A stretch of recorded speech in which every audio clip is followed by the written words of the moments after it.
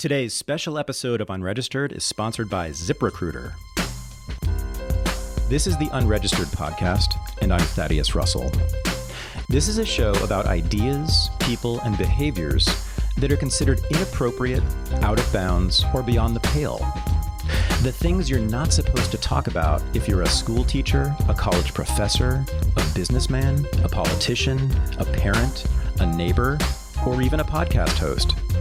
These are the things you're not supposed to say or even think if you're a good liberal, a good conservative, or a good citizen. Each week, I'll interview a person who has something bad to say. They might be a journalist or a professor. They might be a porn star or a drug dealer. They might just be an ordinary person with an ordinary job who doesn't care about the rules of polite society. I'm not interested in breaking the rules just to be a troublemaker. I'm interested in people who break the rules of conventional thought and to expand the scope of what is possible to say in our society. I'm interested in people who make me think. If you are one of the many people who have seen the new Netflix documentary Wild Wild Country, which is enormously popular, you'll know my guest this week. He was born Philip J. Toelkes in Southern California, but for the last 40 years, he has gone by Swami Prem Niren. In the 1980s, he served as chief counsel of the Rajneesh spiritual movement and organization, and for its leader, Bhagwan Shree Rajneesh, who is known by his disciples as Osho. The Rajneesh movement was the biggest and one of the last of the so-called cults of the 1970s and 1980s. At the peak of the movement, there were 30,000 disciples of Rajneesh who lived in communes all across the world. They were called sannyasins. They were known for their red and orange clothing, which represented the colors of the sunset. They helped popularize in the West the practice of spiritual meditation. And they were also known for their belief in personal liberation and their rejection of Western norms of repression, in particular sexual repression. But there were also hundreds of thousands of followers of Rajneesh, people who were deeply influenced by his teachings and his writings, who did not wear the red and the orange. In 1981, the Rajneeshis purchased an enormous ranch in northeastern Oregon and built an entire civilization there. Some 5,000 people lived at Rajneeshpuram from 1981 to 1986. And the story of that place and its conflict with the United States of America is the subject of Wild Wild Country. Through much of that time, Osho was in seclusion, detached from most of his disciples, which allowed his personal assistant, a woman named Ma Anand Sheela, to take virtually dictatorial control of the entire community. The Rajneeshis and Rajneeshpuram were met with intense hostility, first by the local residents in their county, and eventually by local, state, and federal governments. In 1985, Sheela and a number of people who were in her inner circle were convicted of attempted murder and assault for attempting to poison an entire town, and for conspiring to assassinate public officials. Osho was deported from the United States and returned to India, and Swami Prem Niren became the mayor of Rajneeshpuram before it was closed permanently by the state of Oregon. Since the documentary came out, there has been pretty intense debate among people who have seen it over who were the real villains in the story. Was Osho a fraud? Was he the leader of a totalitarian cult? Or was he attempting to create a culture of personal freedom and enlightenment? Were the local, state, and federal governments right in destroying that community? Were high crimes actually committed? Who's lying and who's telling the truth? Can the United States of America tolerate a religious minority that openly, aggressively practices and preaches what most Americans consider to be deviance? I talked to the person who is best qualified to answer these questions, even though he may not be telling the truth. But I'll let you decide. This is my interview with Swami Prem Niren.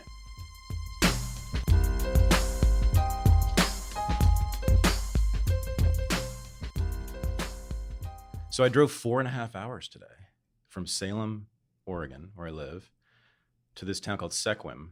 Squim. That's how it's pronounced? No, it's Squim. Squim? Really? Squim. It's a Not Native Sequim? American, or now I guess we're not even calling us Native Americans anymore. It's Indian. It's an Indian Uh-huh. name. Yeah. And that's the name of the town. I figured it was Indian. I didn't know it was Squim. Yeah, Squim. It looks like Sequim. Well, anyway. Well, no, you would, 100 out of 100 would pronounce it Sequim. Or Sequim, yeah. Or Sequim or something, right, until they found out how it is actually pronounced. Yeah. So 4.5 hours, we're on the Olympic Peninsula, correct? We are on the Olympic Peninsula. We are, at this moment, 46 miles from the farthest northwest point of the continental United States. Mm-hmm. Which is what? Oh, there's a little place called, what is it? On the Point Flattery or something? On the Olympic Peninsula. Right at the end. If you go out past Point Angeles, past Forks, out there's a point. Actually quite beautiful. There's a small federal park there. It is quite beautiful here, and it's also quite remote. I mean, by American standards. That's why I chose it. Yeah, I figured. There's a scene, shots of you in the documentary where you're standing, looking over the water here, and you look very alone, but peaceful. Well, I am mostly alone, and sometimes I'm peaceful. A pal of mine who's an astrologer did my chart back during the ranch days, and he told me I have the most alone chart he's ever seen. And I've always been a loner in most ways, which was why living in a commune I thought was a bizarre joke of existence. Well, I was going to say that's also maybe an explanation for why you were so committed to it and loved it so much. Maybe that's part of it. It was, in fact, the first time I ever really felt at home, both because of the honesty and the openness of people, the love, the lack of pretense and bullshit, the common goal, and the fact that we were all misfits. Osho's people are all misfits. They didn't fit in a larger society, in a larger situation. In his people on the ranch, for example, he had more college degrees than people, including graduate degrees. And there were many, many, many of them. Yeah. They were, by and large, mostly successful people. Right. Although there are also a lot of massage therapists and teachers and different kinds of folks. But a lot of successful people who had found the values, had found that success unfulfilling, who had found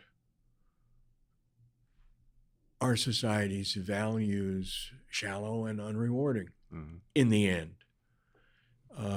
And so there were all people who were seeking spiritual transformation and personal fulfillment in a new way. And Osho and his vision, and then this community created a context where all of that could happen.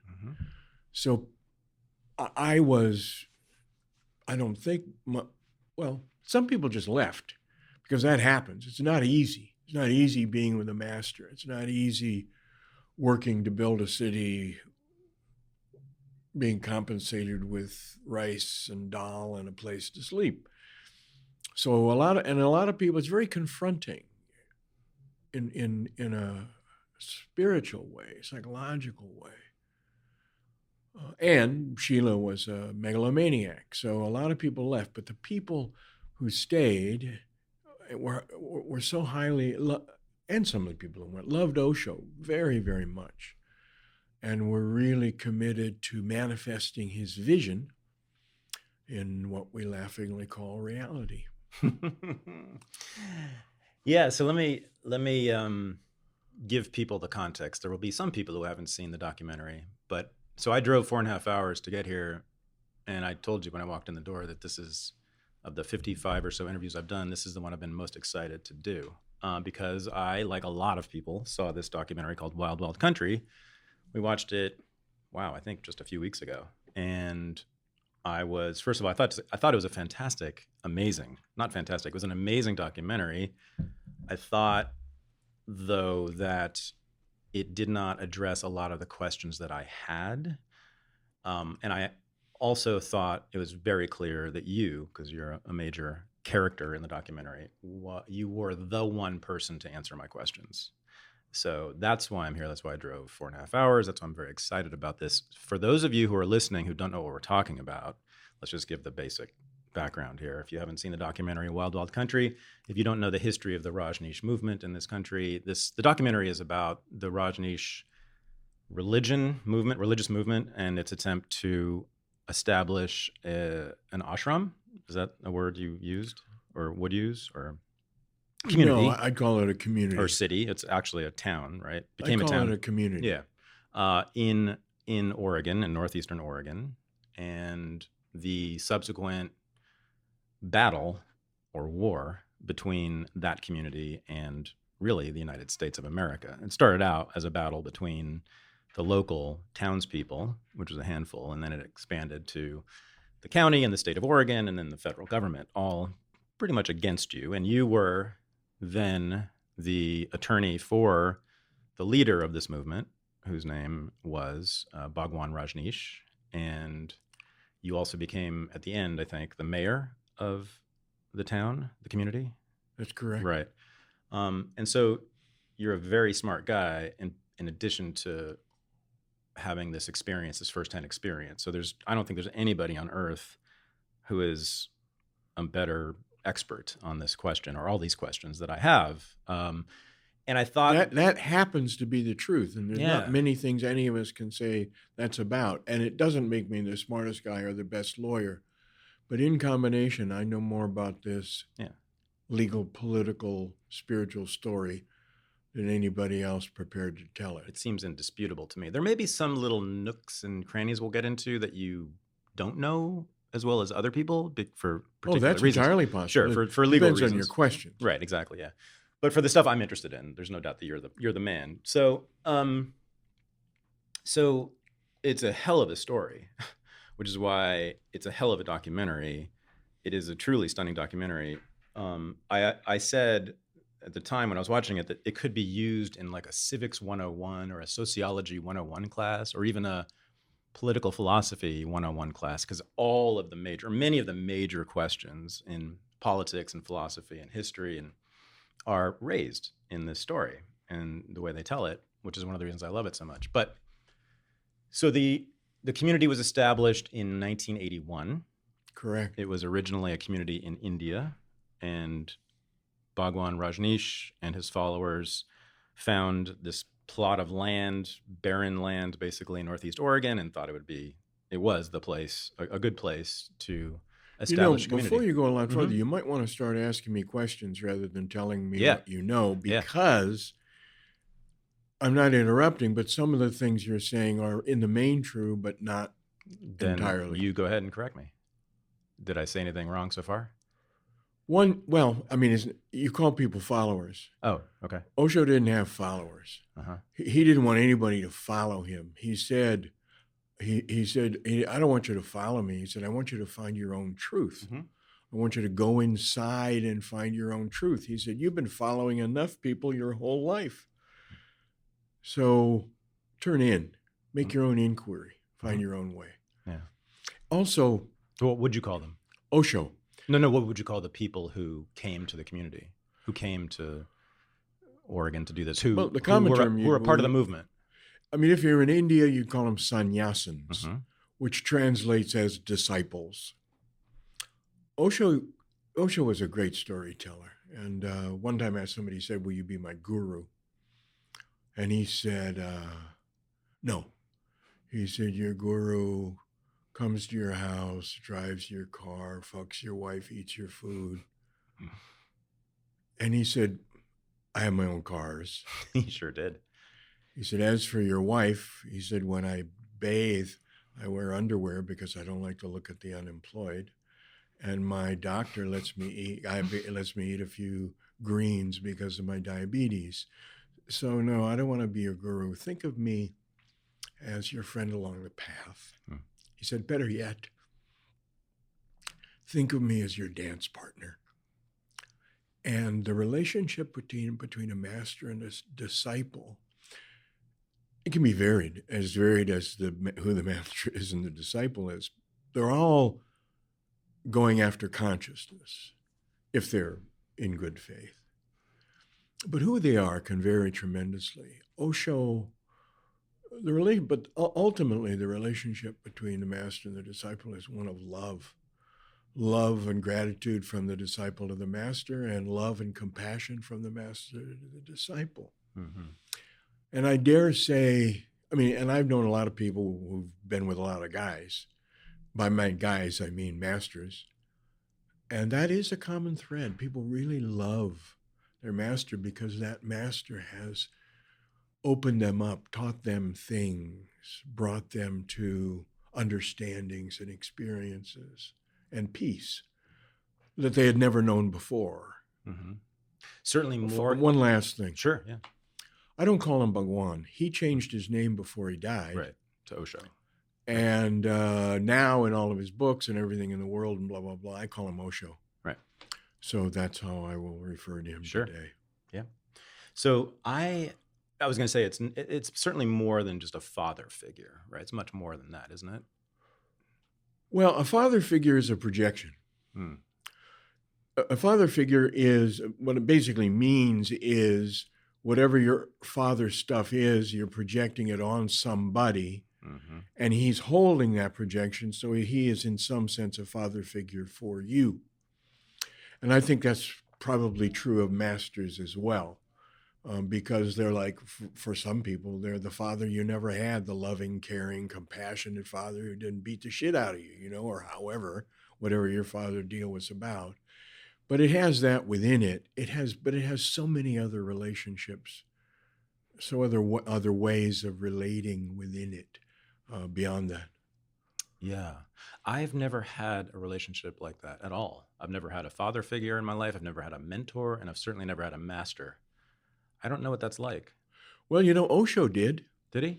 Osho had a loving parents and loving people around him, but Osho was a rebel from the time he was a young child. He started, like when he was 11 years old, he started going to graveyards and sleeping on graves because he became deeply interested in death, life and death. And so he went to those places to get a sense of death. He would jump off of high cliffs into water. He would challenge the whatever they call them in Hindu. He would challenge religious and political speakers when he was 10 years old, and he just continued to do that his whole life. He never had anybody he followed. But for some people, some people that's the way, Osho said there are many paths up the mountain, but there's only one mountain. The mountain is consciousness. There's many ways to become more conscious, or whatever path you're on. Going on the path completely alone, and I've been a loner all my life, in the spiritual way is difficult, because the master helps you look in the right direction. Osho used to say, "Don't bite my finger, look where I am pointing." And he would, because again, Lao Tzu said the Tao, which is the true Tao, cannot be said. So ultimate reality is not in words or concepts. Ultimate reality can only be experienced, not spoken. Words themselves are a concept, therefore distant, a description of the thing, of whatever they're saying.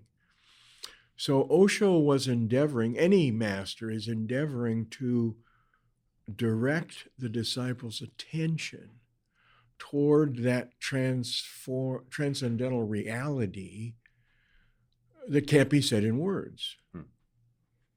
Hence, is this why he was silent so often? He said to us, he said, he was a funny guy. I don't know if you ever listened to his stuff, but he used to like to tell jokes, and he was outrageous. But he said, if you would just sit with me, if you could just sit with me, I wouldn't speak at all. He said, but you can't. Your mind won't let you just sit and be silent and quiet. So I talk to you and I tell you stories and I tell you jokes so that you will sit with me. He said, but the words aren't the essence of it. He said, listen for the space between the words. Listen for the silence between the words. That's where the ultimate experience is to be found. What did he mean by that? I think it's always an error to say exactly what a master said, like master says when you're not. And I don't purport to be How did you interpret it for yourself? Based on a lot of stuff he said and everything else. And what I do understand myself is that words are of the mind. The mind is ego. It's memory, but it's also a lot the what we call the unconscious, which is fear and desire and all this twisted stuff. And and even if we try our hardest to be honest, we're using words. And words are not the same thing as the experience. If I say chocolate to you, if you've had chocolate, you have an understanding of what I say, but if you've never had chocolate, it's just a word. And I can say, oh, it's sweet and blah, blah, blah. But unless you've had chocolate, you don't know what I'm talking about. In the world of ego and words, silence is almost without value. It's that which you fill. But in the ultimate sense, the physicists now agree with the mystics. It's all emptiness. It's all emptiness and potentiality. It's all, everything we see here is just a bunch of little tiny things moving very fast to give it the impression of form, but in fact exists within this vast emptiness out of which all arises. Light. Everything arises out of that vast emptiness, the big hole. Everything arises out of this emptiness. That's the nature of energy, emptiness and silence. And the light within it, the energy within it. And in a practical way, when you meditate, you get in touch with yourself. You get in touch with your body beyond the mind. You get in touch with your breath. You get in touch with then the space within which that is happening. The emptiness that fills this room. And when you get in touch with your body and you get in touch with that, you start to relax because the mind is tense by definition. The mind is tense by definition. Emptiness is relaxed by definition. So the more we can connect to ourselves and the level in which we truly are all one, then we can relax. Yeah, the mind is what tortures us. Exactly. Of course. Yeah, okay. It's what creates pain. It's what creates suffering. Exactly. Yeah. We can. Well, actually, it isn't the mind. Oh yeah. More. You're correct. It is the mind, but more specifically, it's our identification with the mind. Right. Right. When you learn to meditate, all you do, you learn to get to the point. The object of the game is to be able to observe the mind. Osho said, "Be the watcher. Be the watcher on the hill." So you are disidentified from the mind and are therefore not run by its fear and ambition and agony and all of that sort of stuff. The mind is just a mechanism. It does what it does. And the bad news is that's what it is. But you can create space around it in your consciousness, in your awareness, so that you are less identified with the fear and the desire and the hopes and all of that stuff. Now, right underneath that is, people talk about what's enlightenment. To speak as specifically as I can about it, enlightenment is the permanent disidentification from the mind and the body. And the body. Yeah. Okay. You still have your body, you still have your mind, you're aware of them, but you are not identified with them. Your body is like a car that you're driving around in. Your mind is like a radio that you can't turn off.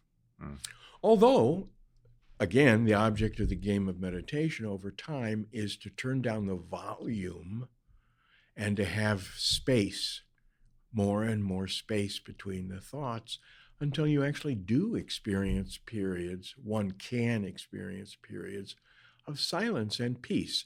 And for me, that was what I was after from the beginning. I was an abused kid, dysfunctional Catholic family, if that's not an oxymoron. Then very successful. And what I finally found that I was after, that I hadn't gotten, was peace, some sort of peace, and with peace, I mean a kind of experiential relaxation. And that's what took me out of Century City and into India. Century City. That's where you grew up, huh? No, practice law in Century City. Oh, right. I was going to say, it's all lawyers there. Yeah, it is pretty much. Yeah, my divorce lawyer was in Century City. Hey, I know it well. There's a lot of lawyers in Century City. Not my favorite place for a lot of reasons. So yeah, not my favorite place for a lot of reasons too, although I still have a lot of pals there. Do you? Oh yeah, really? I'm still connected to a lot of the guys that practice law with. That's interesting. What do they think of you? Oh, I think mostly they don't know what to make of me, you know. Some people, I mean, I would say the vast majority of people that I used to practice law with thought I was nuts then and think I'm nuts now. Oh, yeah. But people who are my friends and are my friends and have made it, they have their own questions about what the fuck they're doing with their lives. Because now they're about my age and they're getting old and they're looking at what they've done, and they find there's so many people now who find spirituality interesting. Not some of it just as something I'll read about, but a lot of people about exploring meditation, you know. Oh yeah, well, meditation is the hottest thing in America right now. And so your description, your analysis of meditation you just gave is pretty standard. I mean, I've heard versions of that from many, many people who have very successful meditation apps, who are, various, meditation teachers all over the country who are very famous and successful. There's nothing, I don't think, in your telling of it or your description of meditation that stands apart. There's nothing unusual about that. I would agree with that. Yeah. There's some very good meditation teachers in this country, a number of whom I have sat with and still sit with. Yeah, there's nothing unusual. So But yeah, there's a huge, huge difference between a meditation teacher and an enlightened master. A meditation teacher is helping you with the technique. Right. The master embodies the space to which you aspire. Mm. And it's much more, like when he said it's much more than what it was. In silence, you get his vibe. You get what is emanating from him energetically. The way I used to see it is Osho as a step-down transformer for the light of existence. And when you would sit with him back in the day, back in India, or as long as he was alive, when people would get up at the end of an hour or two and walk out, they'd be sort of stumbling, you know. You get stoned, in a sense, mm-hmm.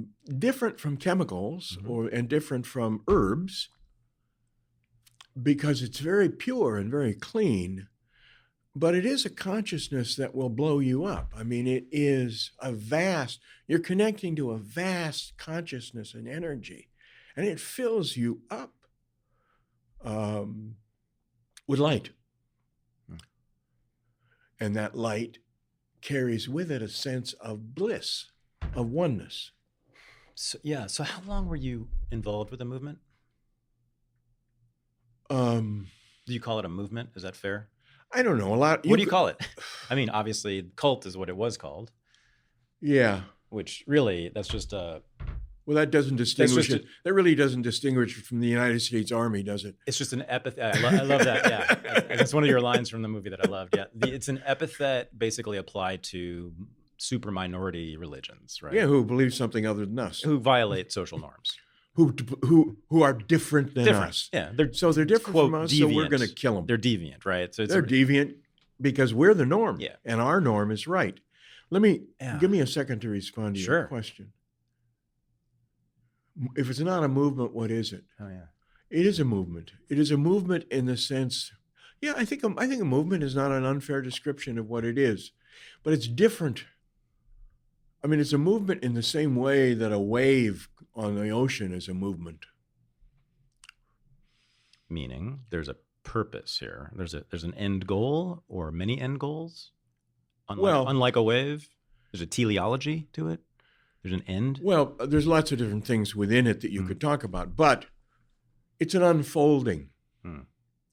It's an unfolding. People are participating together in an effort to connect their own unfolding of consciousness with the consciousness of the entire planet, in the sense like a huge wave, an outgoing wave, but in the sense of, perhaps more rather than the ocean, a wave of sound, that it just keeps going, and different than sound rather than weakening. As more people join it and the light becomes stronger, the wave becomes stronger. Right. So it was not evangelical in the sense that you were going out and sort of actively, aggressively converting people, but you were, for one thing, you can't convert people because there's no belief. Yeah. So let's do this. So that's where we. No, let me just respond to that. Sure. Yeah. There's no belief. What do you mean there's no belief? There's no belief. He's against beliefs. He's against rules. He's for consciousness. It is about explore for yourself what is true. Every belief you have was given to you by somebody. Belief means I don't know, I believe. By definition, a creed is a belief. It's not understanding. It's not knowledge. All of the great masters, Buddha, Lao Tzu, Osho, talked about finding the truth within. Yeah. Not the Western masters, though. The Western masters. Well, the Western masters weren't masters. They knew what the truth was, and they were here to tell you what it was. They weren't masters. I mean, if you take it from the Eastern point of view, they were teachers. Yeah. And they were sadly unenlightened teachers by and large. Yeah. That's one of the many things I actually really liked about the content of Osho's thought. And that's what I felt was most frustrating about the documentary, although I loved it in many ways. I came away from it after watching 6 hours of this, not really knowing what his philosophy was. And he had spoken for hundreds or thousands of hours and written and extensively. In fairness, the Way brothers were not trying to make a movie about Osho and his teaching. They were making a movie about what happened to Osho in America. Now, I argued with McLean Way several times, saying, if you don't show who Osho really is and why these people are there, it's sort of like making a movie about a guy getting shot at a play and not saying his name was Lincoln. Right. Yeah, exactly. I found it sort of baffling that they spent so little time. I mean, I really didn't know much about what his thinking was. In fact, I'd say 95% of the time he's on screen, he's not speaking. Exactly. But you know what? What's interesting? What impression did you get of him when he was not speaking? Well, okay.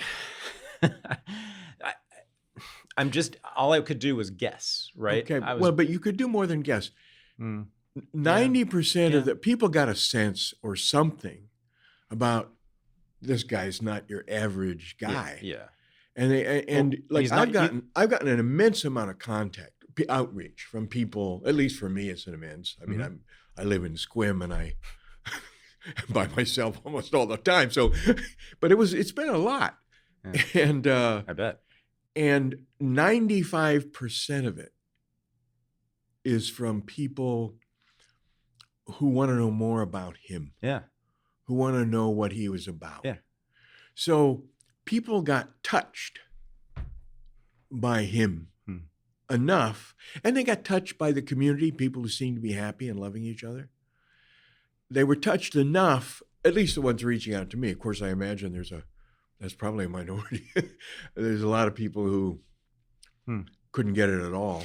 I'll tell you something. I wasn't touched by him, but that could be because I didn't really hear much from him. I wasn't touched by anybody in the movie except for one person. And that was you. You are articulate with your feelings in an unusual way, and that I really appreciated, and articulate with your intellect at the same time, which I also appreciate. And that combination, it's what I value the most in people. Yeah. So that's why I'm here. But I'm here in large part to find out what these other people wanted to know, which was, what the hell was this guy talking about? Like, what was he about? Yeah. Who was he? What was going on? And in a way, that's okay with me. Well, I mean, obviously, if I'm committed to anything, it's freedom. Yeah, and that's another thing I like about you. and Osho was committed to freedom. Another thing I like about him. Yeah. You called the Rajneeshis radical individualists, or crazy individualists, or something like that, right? I might have. Yeah, individualist was certainly the word you used. Yeah. They were all individualists and misfits. They're people who had, I mean, most of them were, I would say uniformly, they were intelligent, mostly highly intelligent. Mm-hmm. You had a lot of massage therapists and teachers and such, but you also had a lot of PhD types, lawyers, doctors, engineers who built your engineers, all community. Sorts of stuff. Yeah, I mean, that was one of the most amazing things about the story, is you had all these professionals who built this town. Yeah, but they were people who had been successful, but had found society's norms, society's boundaries, society's handcuffs to be, psychic handcuffs, to be really unfulfilling and limiting. Mm-hmm. So they were looking for something else. So by definition, there are people who did not fit in the larger society. Right. Which can be said about a whole lot of people. Yeah, before we turned the mics on, I said that, they were renegades, and you didn't like that, or you didn't agree with that. You didn't see them as renegades because you said they were not leaving civilization. No, renegades are people who are reneging, who are fighting against. Mm. They just found it empty and said, adios. Yeah. We're going down the road looking for something else. So that's my definition of renegade. So again, I was a literature major, and I also, from my childhood, if I can digress for a minute, when you're quite young, you make a decision about how you're going to be with the world. And for me, my strategy was, if I can just say things as precisely as possible, then they'll stop hurting me. It was a great strategy for a lawyer. It was a total disaster as a life way to live, but it has been also helpful on my path, because when I try to be as precise as I can in my careful as I can in my observation, and precise as I can in my discrimination. Because in that, I feel, lies a better possibility of a path toward the truth. Yeah. It's ironic that you have a very powerful, rational mind. The irony is not lost on me. Yeah. You do. This is a compliment. You do come across as the best kind of lawyer, right? Someone who can think very precisely and clearly, as you were saying, and it's another reason I wanted to talk to you, because I knew you would communicate very, very clearly. This digression back to your childhood, I actually want to stay there. Can we do that? And this is another thing I was frustrated with the film. And you talked for a second about your background in the film, and you mentioned here that you were from a dysfunctional Catholic family, and you were where in the world when you were growing up? San Fernando Valley when I was a little kid, Burbank. It was a loving family, and in the sense that my mom and dad loved me and loved all the kids for sure, but they were badly wounded people, and so they were scared and angry. My dad was a very angry guy. He was a very smart guy, and could have been something in the world, but then the Depression came along. He had to go into the Navy to support his family, and then by the time he came out, he had 3 kids and ended up being a letter carrier his whole life. He was really frustrated where he found himself in his life. And again, it had been passed on to him. He was emotionally and physically violent. but also very loving. You know, in today's world, this is a bit of a digression, but in today's world, if you hit your kids, you go to jail. And I'm not saying it should be other than that, but maybe there should be a line somewhere about raising your hands to your kids that is before putting your cigarettes out on them. Yeah. In the sense that I think the worst thing can happen to a child, and I have experience of this with people I've worked with as a life coach, often, much worse than violence is total deprivation of relating. Mm-hmm. If you don't have love, if you don't have some sort of attention or cuddling or something like that, you're really fucked. Yep. And my dad was violent, but he also was loving. He took me to football games and he loved me, and he beat me up. Yeah.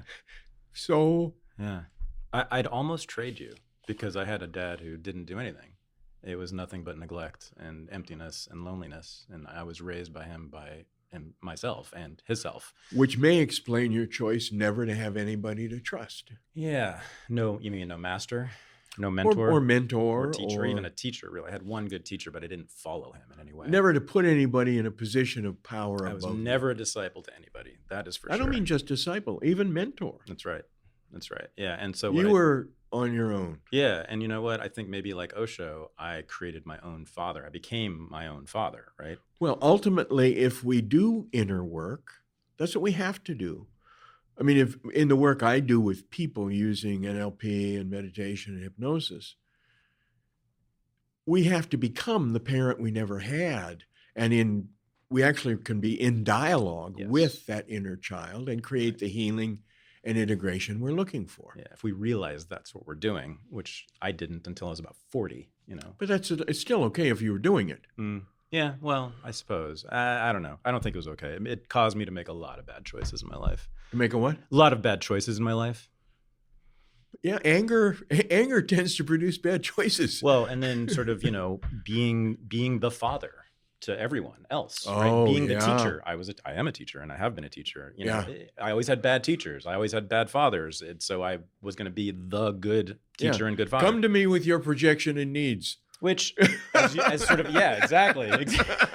Project all of your needs onto me, children, and they will crush me. Yeah, right. Yeah, and so as you were saying earlier, I think you said this. You know, it's been pretty good for my career, but shit for my relationships. Exactly. Right. And the whole rational thing, you know, being able to speak very precisely, as you were saying, not great for relationships either. It isn't, in fact. Yeah, at least the women I've been with have not loved that about me. No, duh. No. But then you learn enough that Osho used to say, women are crazy and men are stupid.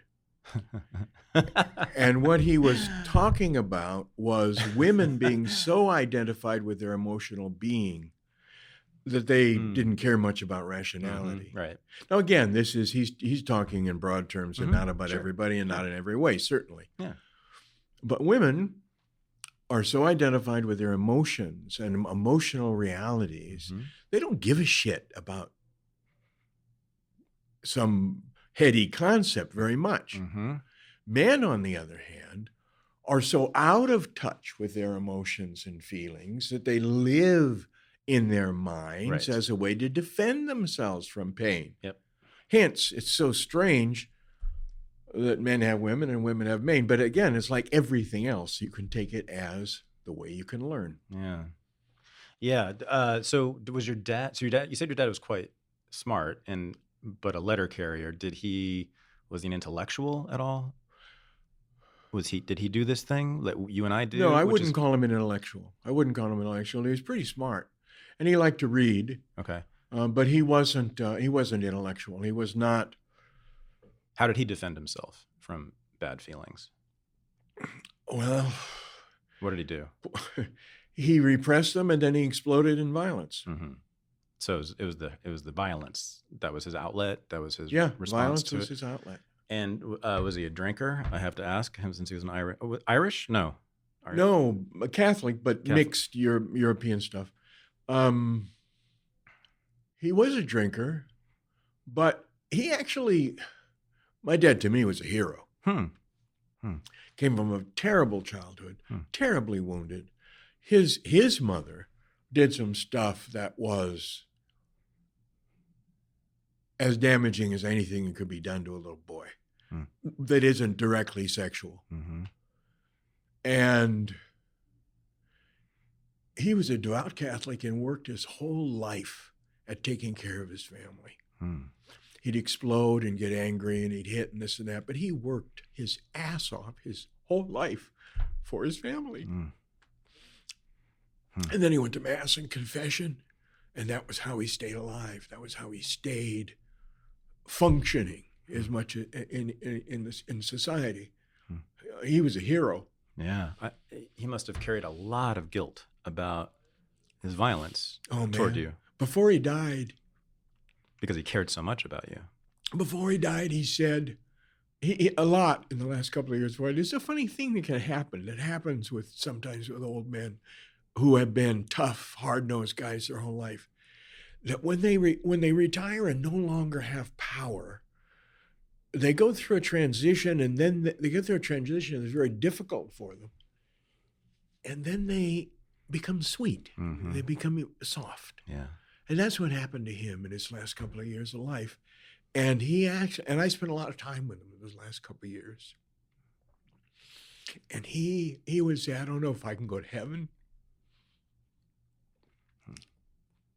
I said, listen, Mom's in heaven. No matter what you do, you'll go with her. Excuse me, I get emotional. Thank you.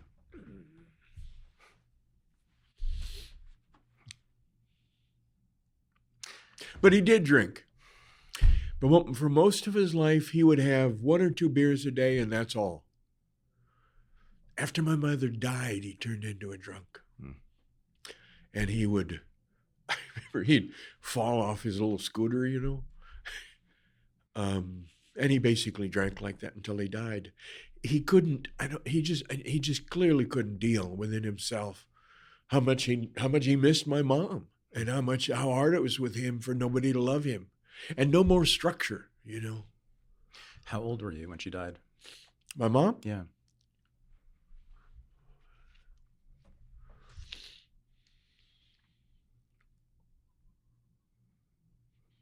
About 63 or 4. How old were you? When she died? Yeah, when she died, how old were you? 63 or 4. Oh, you were 60. Okay. Yeah. Okay, so you weren't growing up with that then. Pardon? You weren't growing up with that phase of his rage and anger. Oh, no. I was actually in my 60s. You were long gone. Okay, yeah. No, I wasn't gone. I essentially moved back home, although I kept my practice, to take care of my dad and mom and hang out, be with them, and in their last years. Right. I wasn't there all the time. I just meant you had left. You weren't living with them. You weren't a kid. No. I hadn't lived with them. I left home when I was like 18. Yeah. What did your mom do? Did she work? She was a housewife. Just a housewife. How many siblings do you have? 2 younger brothers and 2 older sisters. So she was busy. She had plenty to do. Oh, well, she was overwhelmed. She was this sweet woman from the UP. Upper Peninsula in Michigan? In Michigan. Whose father died when she was pretty young and got married for security. And then the Second World War starts, and my dad is gone all the time except to come back and get her pregnant as a good Catholic. So she was just totally overwhelmed. Yeah.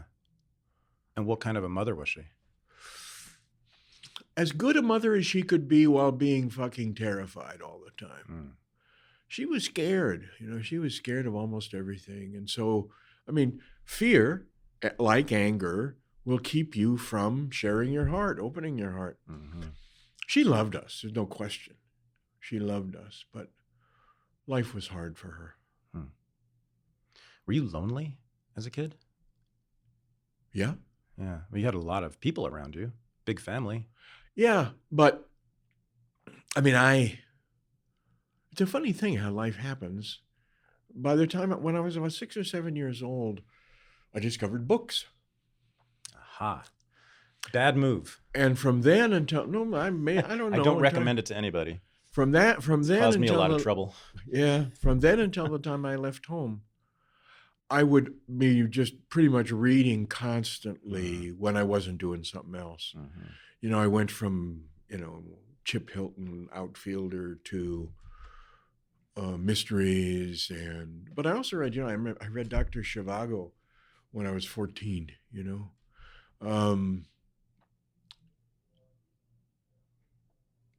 but then when I got to be a teenager, then I got interested in all the things teenagers are interested in, and continued to read, but not the same way.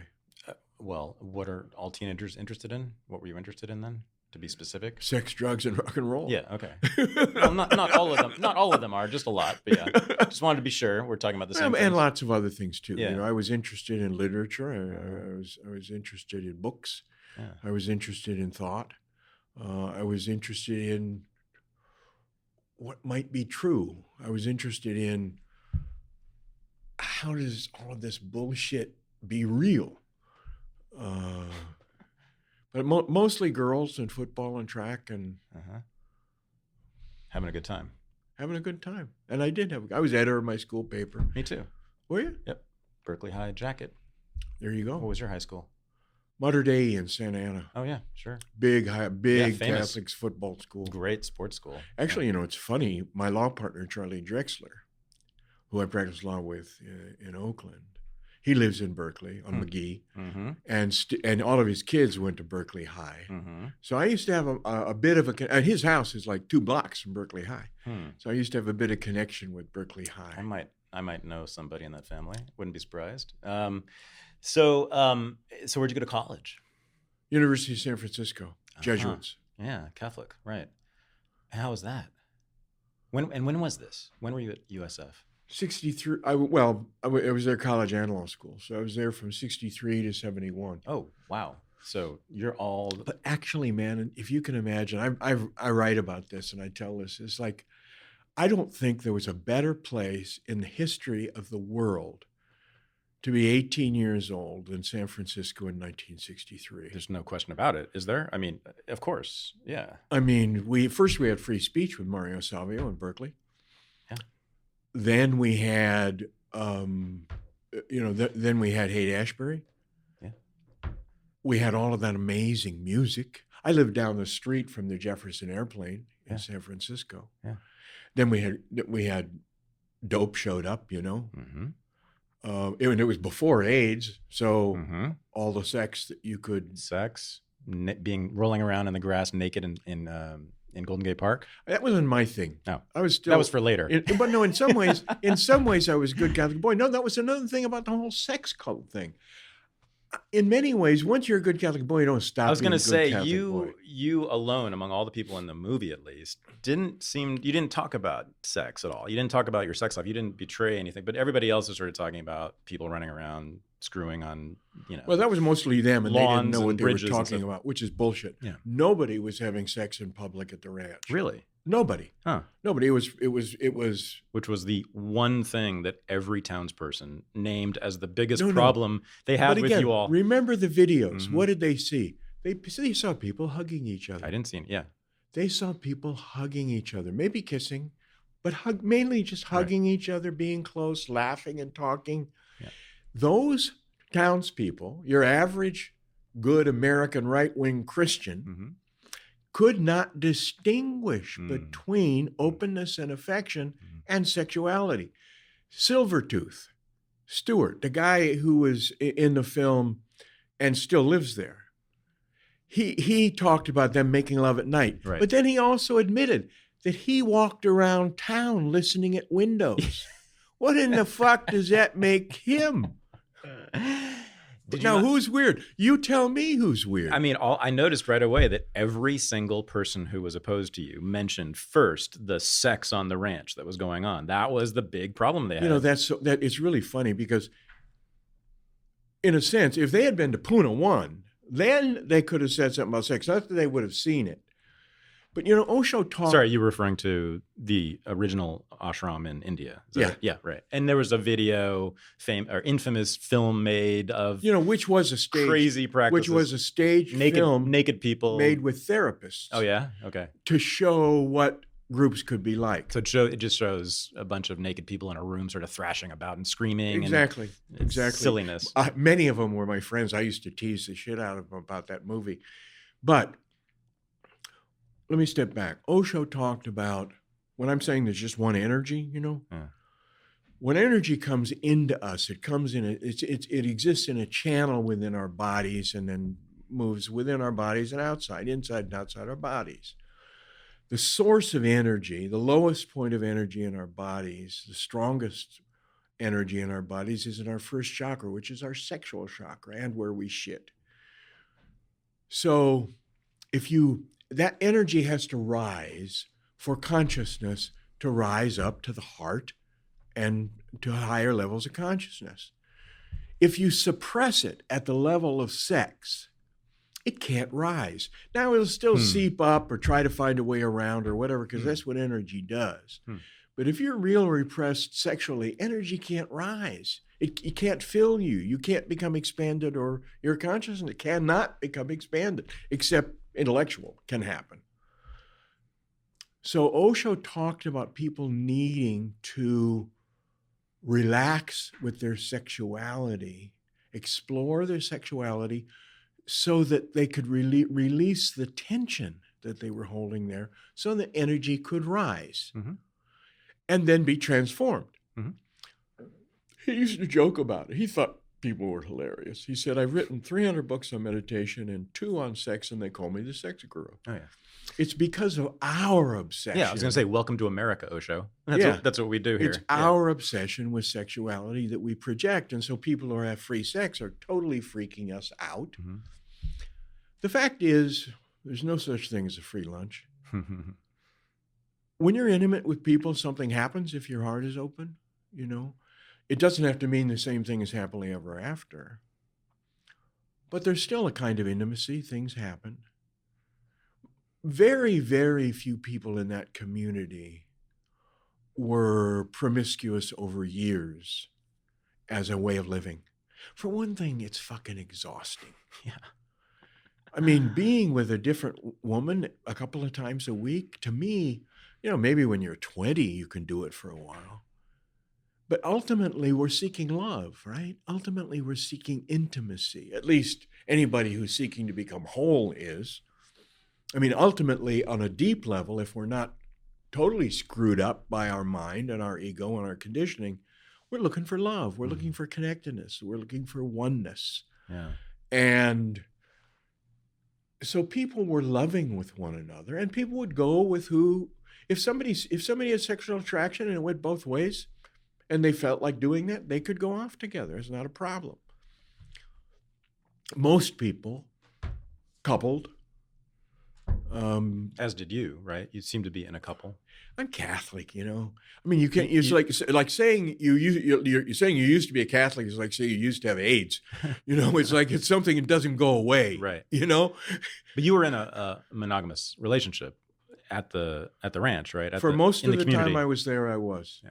Although when I first got to the ranch, I was sort of the flavor of the month. Oh, yeah? And so I got passed around a bit until I finally said, I can't do this. I can't do this. I got a day job, Yeah. So another remarkable thing about you, although I imagine that there's quite a few people who are involved with the movement have a similar life story. You had a career before this as a very high-powered lawyer in L.A., not just high-powered L.A. lawyer, but a high-powered Hollywood lawyer, right? You were Century City, to be specific. But I was an associate and a young partner in the fastest growing law firm in the United States. Which one? Manat Phelps. We had I had a former senator who was my partner. The head of the law firm was later chairman of the Democratic Party. One of my former partners was Secretary of Labor under Clinton. One of my former partners was the head of special prosecutions for the Justice Department. There was like, these were high-powered guys. And those were that's not talking about the entertainment lawyers. We had entertainment lawyers who represented Columbia and all sorts of musical people and blah, blah, blah. We had another entertainment lawyer who represented Jack Kent Cooke and the Lakers, which was, to me, was the best part of it. I handled a case for Mr. Cooke, who owned the Lakers, against Jerry West when Jerry West wanted to retire over a contract issue. And I took Jerry West's deposition for 3 days. And Mr. Cooke liked me. I don't know why. He took a liking to me, and he'd invite me to the forum to watch the Lakers from his box and stuff like that. I'd bring my 2 daughters, and they'd get, a forum welcome to Anna Toekes and blah, blah, blah. It was a lot of fun, But you represented a lot of famous people, though, right? The firm did, and I was part. I had a number of cases about people who had some. Like Shaun Cassidy, I had Shaun Cassidy's album. Yeah, the best. Shaun Cassidy was a great guy, by the way. Really a good guy. What was he being smart guy. sued for? Or what? He was actually. We were suing Universal Studios for misappropriation of his name and likeness. He was in the Hardy Boys, and then he became a big rock star. And so the studio was basically selling Shaun Cassidy T-shirts and this and that sort of stuff when they only had the rights within the series. That was actually my favorite case, because my daughters were Shaun Cassidy fans.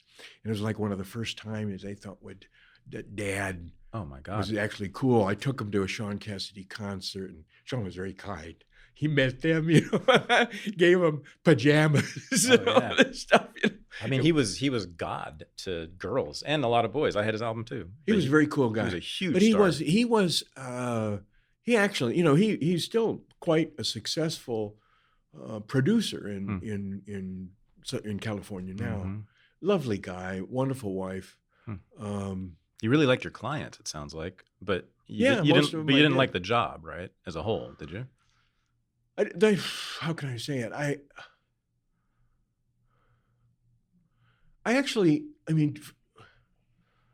High-level litigation business practice is a great game.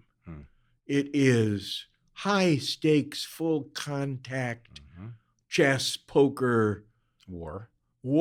Fighting.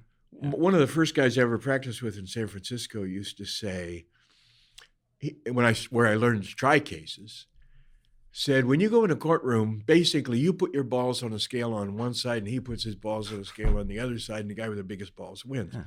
That's not entirely true, but it's not entirely false either. You're right. And so that game is a consuming, competitive game. And parts of it are really exhilarating and fun. Trying a case is high theater. But when you're doing billing 3,000 hours a year, and you're working your ass off, and underneath it all, you're insecure, and then you get divorced, and you're a good Catholic boy, you start asking a question, what in the fuck am I doing? Because I was a family man in a sense, so I was doing it for my family. That was part of my story. Did you have kids? Two wonderful girls. And so that's what happened to me. I burned out, really. It was just it was all of those things. It was also incredibly stressful. Oh, yeah. And clients can be assholes. Clients can get scared. I always needed to make friends out of my clients.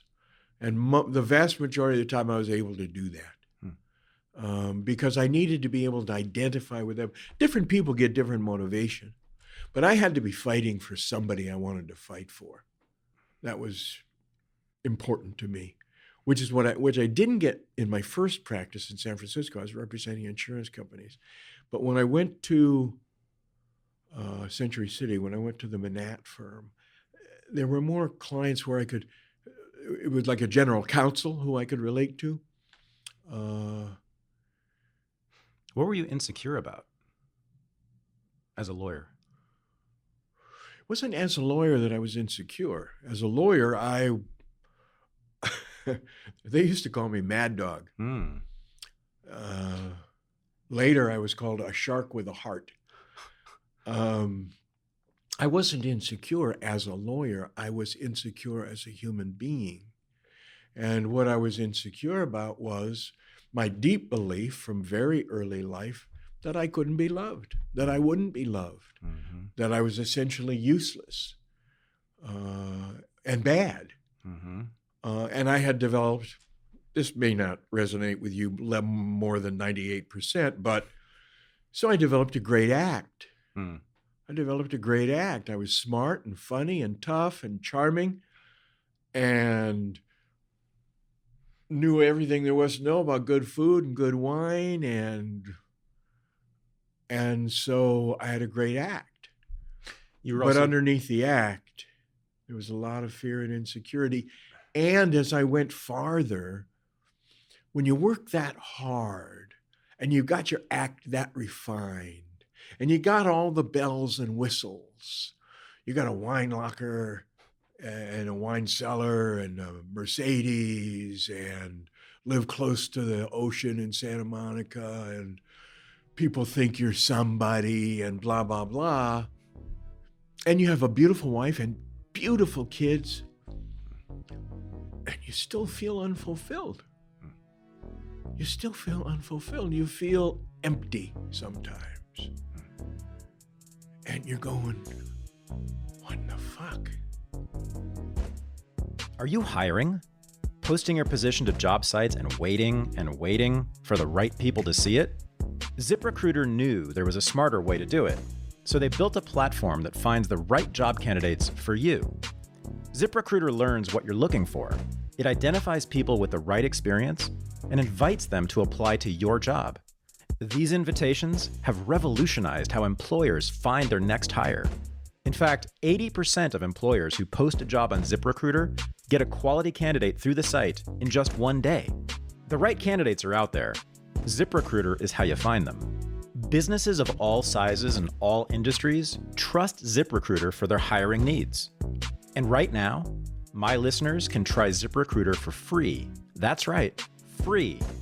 Just go to ZipRecruiter.com/Russell. That's ZipRecruiter.com/Russell, 2 S's and 2 L's. ZipRecruiter.com/Russell. ZipRecruiter, the smartest way to hire. Yeah. You had a good act, but you were also, I take it, very good at fighting, weren't you? Oh, I was as good as you get at fighting. Yeah. Oh, yeah. Yeah. So there's not a lot of love in that world, right?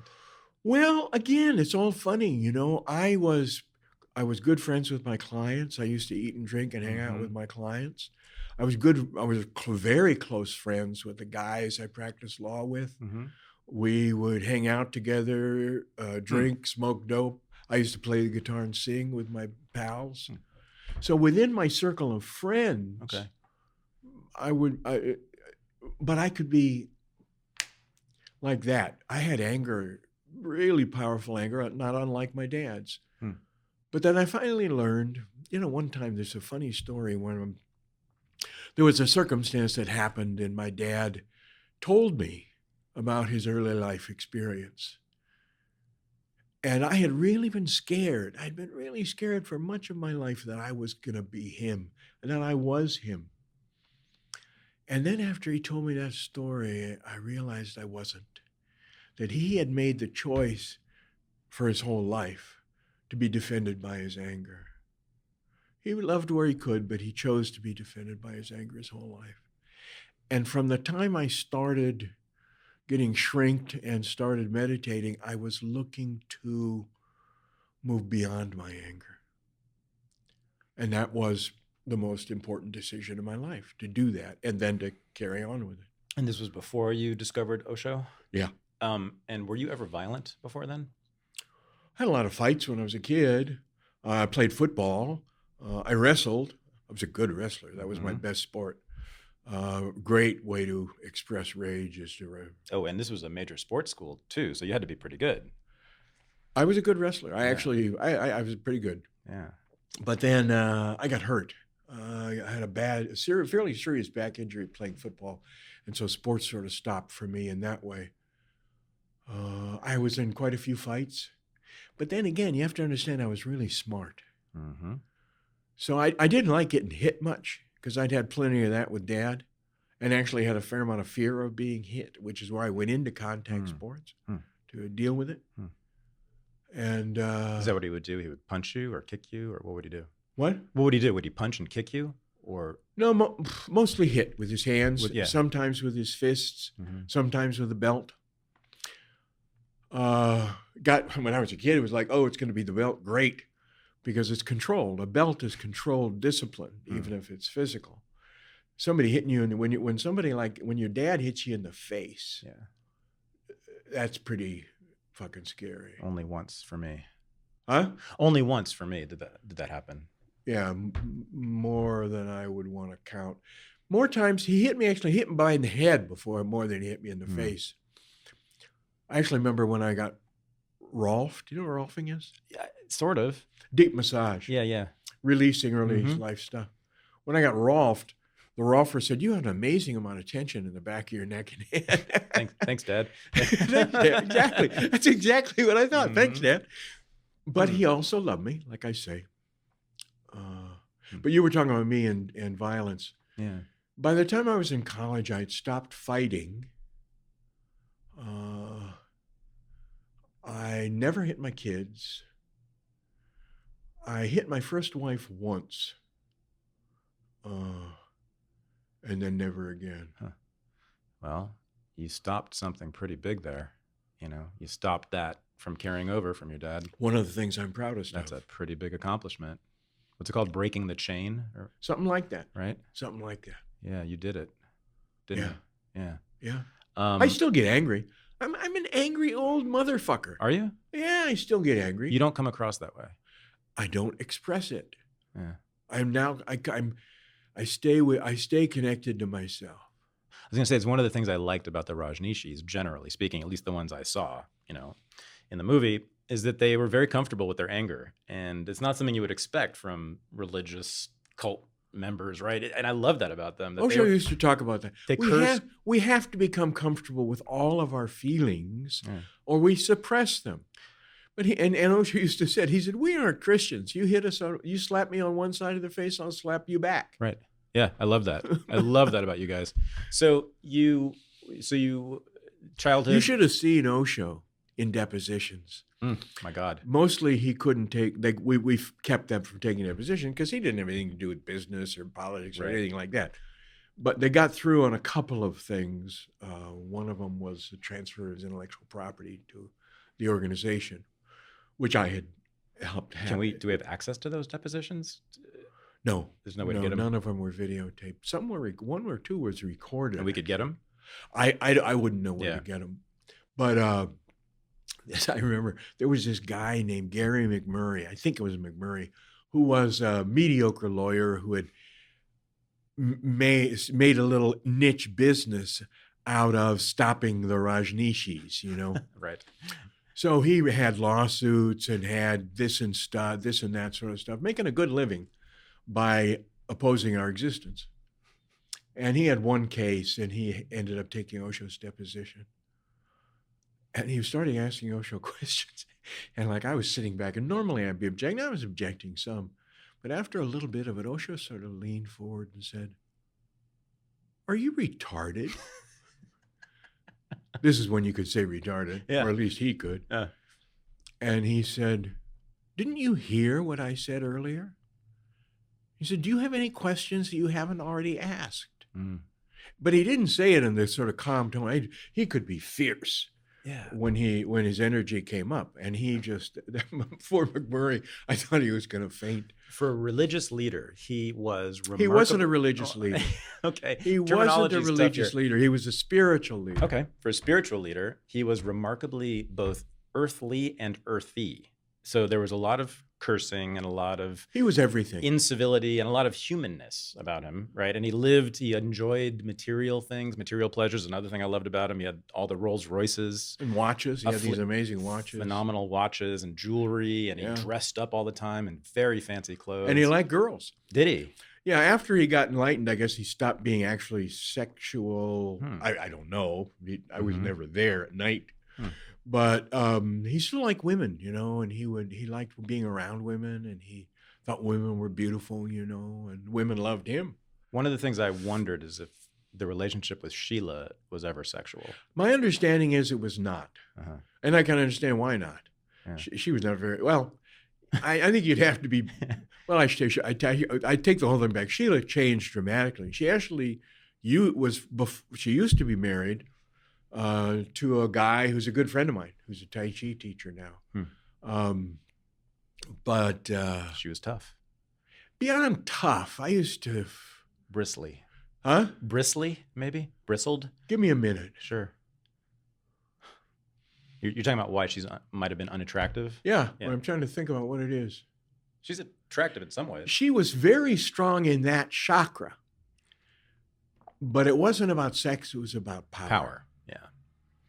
Yeah. So I didn't find her very alive sexually in that chakra, although in terms of power, she was big time. Oh, yeah. She is... But also I'm told, like many people do, she changed. Apparently when she was in India, I mean, she's one of those, they say power corrupts and absolute power corrupts absolutely. She had not absolute power, but a lot of power at the ranch. And she didn't really have she also said she didn't meditate. So she didn't have a framework of consciousness within to hold that ego. Right. I told these guys all of it. They just didn't put it in the movie. So that was my take. She wasn't, but she changed. Okay. Apparently when she was in India, when she first got there, she was nice. She'd been a cocktail waitress in New Jersey. Oh, yeah? Yeah. Huh. She was nice. She hung around with people. They had fun. She laughed a lot. Well, she could turn on the charm. You can see that in the film. But I think it was more real then. She was with a guy who died of cancer. She was married to before my pal. And apparently she loved him and he loved her. Right. But as she advanced in power, she became more and more dictatorial and closed and authoritarian. She's sort of established her own church in a way within. Well, more than in a way, she's the one who did it. Yeah. And what became clear to me was that the United States government was out to get us. And when the United States government is out to get you, they're probably going to get you. Yeah. But Sheila, and you can actually trace it into every one of the major legal cases, Sheila, because of her need for power, because of her need for self-aggrandizement, because it had to be about her, gave the government traction, gave the government good tools so that they could do what they wanted to do. Her actions and attitude and behavior created a smokescreen to cover their abuse of power. And that's what happened. So for people who don't know, I mean, she and several other people, right? How many people were convicted?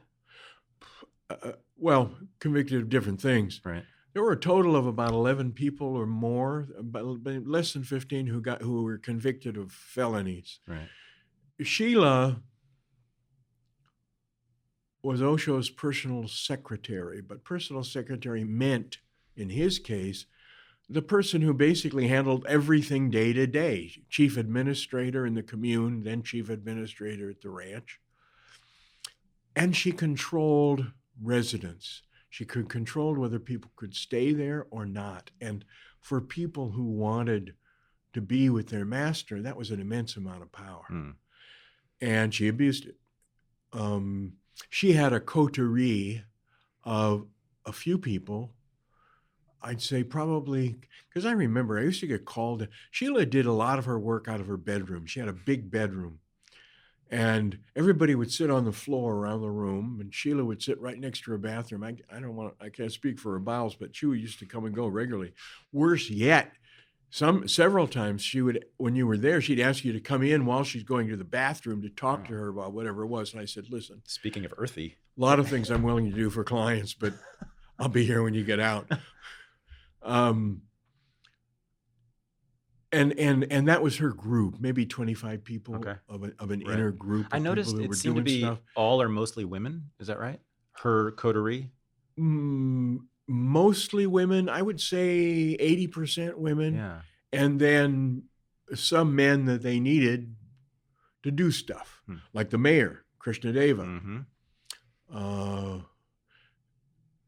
That's the guy who ran the bugging operation. But these were tools in a sense. They weren't really calling the shots. It was, well, nobody was calling shots from Sheila, right? But they also were used. But her most trusted, all of her most trusted lieutenants were women. And you know, the funny thing about it is, I knew some of those women pretty well. And before they got totally into power, I had been intimate with some of those women. And they were beautiful women, you know, beautiful women. It just shows how power can corrupt, you know, and we can give away our own judgment and trust somebody else that tells us. And again, the way that Sheila got it done was, again, using people's love for Osho. She was the only one talking with Osho, right? She would go talk to him at night. Yeah. And then she'd come back and say, at least this is what is reported. And I've actually heard a couple of tapes where it's like this, that were left after the bugging happened. She said, Osho said this, or Osho said that. Or she would say, this is to protect Osho.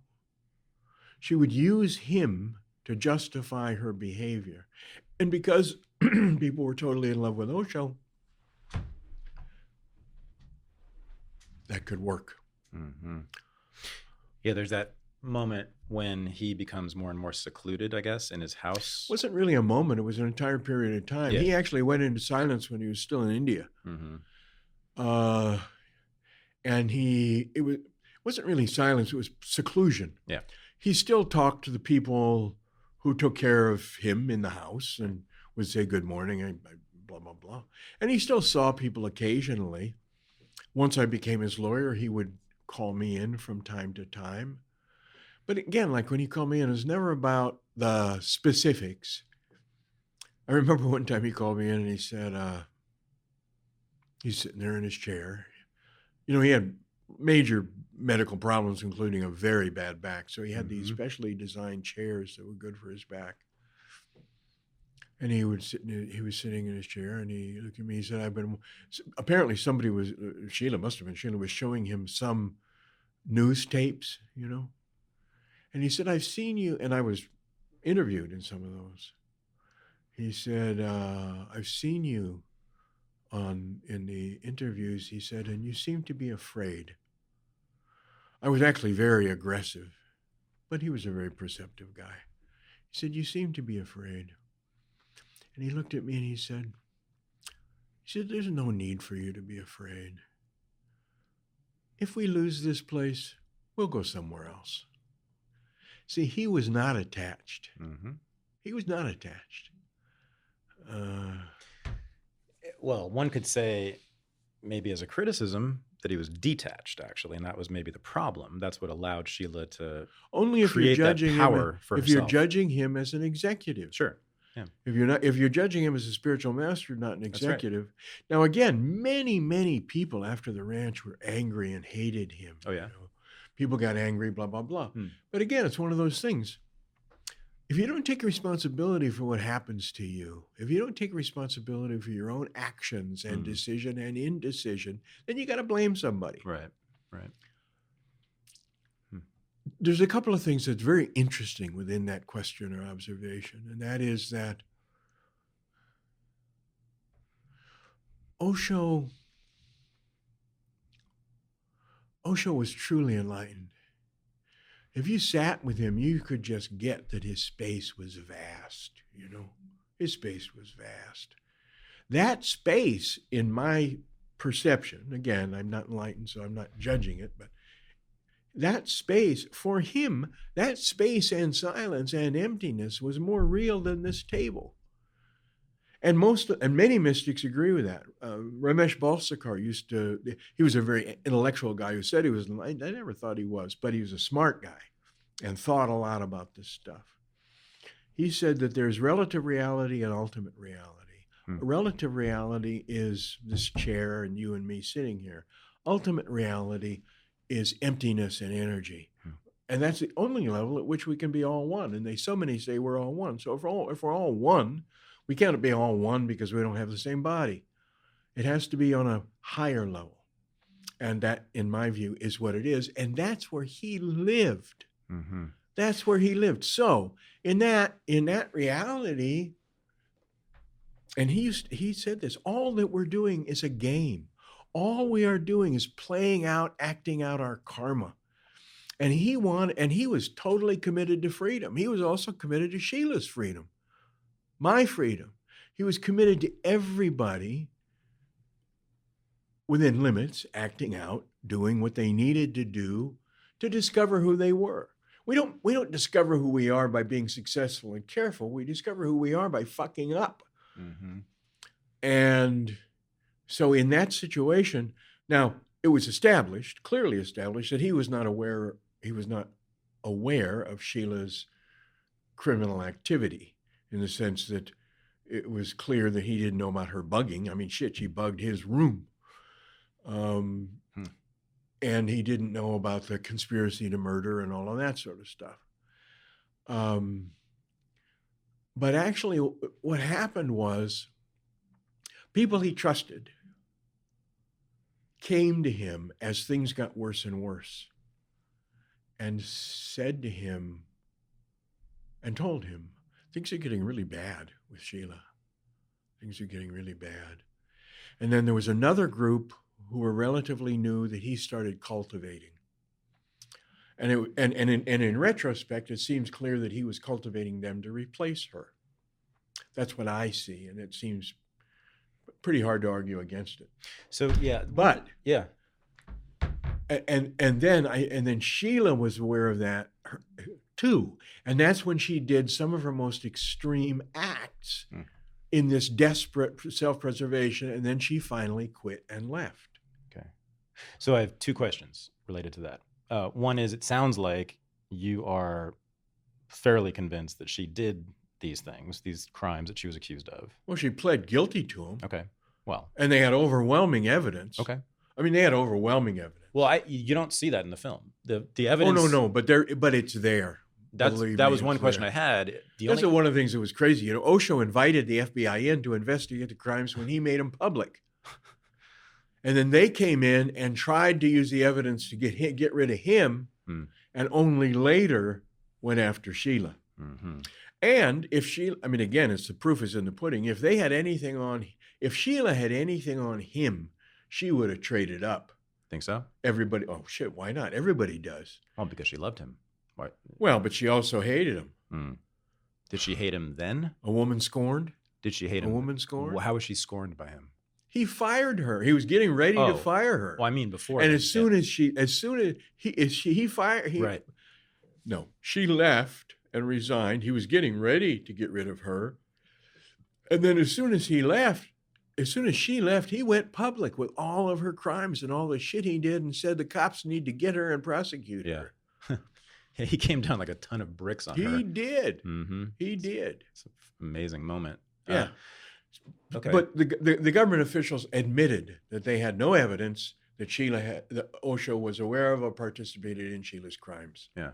Okay, it's funny because the film does not have any evidence except for the testimony really from the one person who was in Sheila's inner circle, which was Jane Stork. That's the only evidence, at least presented in the movie. All those people gave extensive interviews prior to their guilty pleas, admitting to all of those crimes. KD gave an extensive interview about all the stuff that was happening, and all of the other defendants who pled guilty. That's the mayor who preceded you as mayor, right? Yeah. Swami Krishna Deva. Right. David Knapp. And Jane Stork did many years in prison for... No, she did almost no time in prison. I thought she was in... No, Jane Stork was a fugitive for a very, very long time, and then came back to plead guilty, right, so that she could spend time with her dying son in Australia. Yeah. She had been in refuge in Germany for the whole time. Okay. And because her crime, it was one of those things, again, hard to believe the U.S. government fucked up.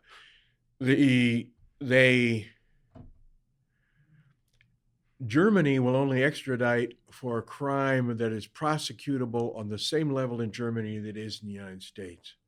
In other words, if it's more severe, blah, blah, blah. Our crime of conspiracy to murder, which could go to jail forever, in Germany, if there's no actual attempted murder, is prosecuted, if at all, on a very, very lower level. So Germany wouldn't extradite her, so she stayed in Germany for many years. Her son, Peter Layler, also known as Dodger Santos, he was actually my daughter's first lover. He grew up at the ranch. At the ranch, yeah. Well, as much as you can right. in 6 years. Yeah. And he was a friend. He ended up being a good friend of mine and a client years later. Oh, yeah? Very smart guy. He started when you have a .com, he had a company that he was a tech guy. So wait a second. That's Jane Stork's son, right? Jane Stork's son. He he got brain cancer. Okay. When he was in Australia at the age of about 35 or 36. She wanted to see him. If she went to Australia, she was going to get arrested. So she negotiated with the U.S. government to come to the United States to make a deal and asked them to let her go be with her son until he died and then come back. Right. She was convicted of a conspiracy to assassinate. No, she pled guilty. Okay. She was not convicted. Okay. She pled guilty. Pled guilty to conspiracy to assassinate Charles Turner. No. She was conspiracy to assassinate Turner and an actual attempt to murder Osho's personal physician. Right. Right. Which she talks about at length in the movie. Who was Turner again? He was Charles Turner was the U.S. attorney DA. for the state of Oregon during that time. Right. Yeah. Yeah. Good Christian man. Yeah, I bet they all were. And for the people, it's one of those things. It's a funny thing, I hate to say it, it's one of the things. Like, some of my best friends are Christians, in the sense that, most Christians probably are very kind, very nice, loving people, especially people who are real Christians. Very kind people. Real Christians are kind, caring, compassionate, absolutely. blah, blah, blah. One of the lawyers we worked with a lot at the ranch had been an assistant USA, as they called him, with Turner before Turner became a U.S. attorney. AUSA, they called him, assistant U.S. attorneys. And he was friends with Turner. He said you couldn't go out for a drink with him, but you could talk sports and hang out. He was a good guy, not a bad guy, blah, blah, blah. It's just when religion comes up and religion is threatened, when belief systems are threatened, people who are kind, compassionate people will lynch your ass. As you found out. As we found out, and as many people found out before us. Yeah. I was really just back to the thing about the Jane Stork's son. So she had to leave, right? She went into exile and left him there at the ranch for a while. Wasn't he basically without parents on the ranch for quite a while as a kid? No, she was there. She was there until Sheila left, which was only a few months before the end of the ranch. Okay. But then she was in Germany. He was in Australia. Well, first he was in the States. I represented him in the States and when he was back in Australia. Met a beautiful woman. They had several kids. Wonderful guy. So what does he think about all this? What did he think about it? What does he think about it now? Well, he's dead. He died of brain cancer. Oh, he did die.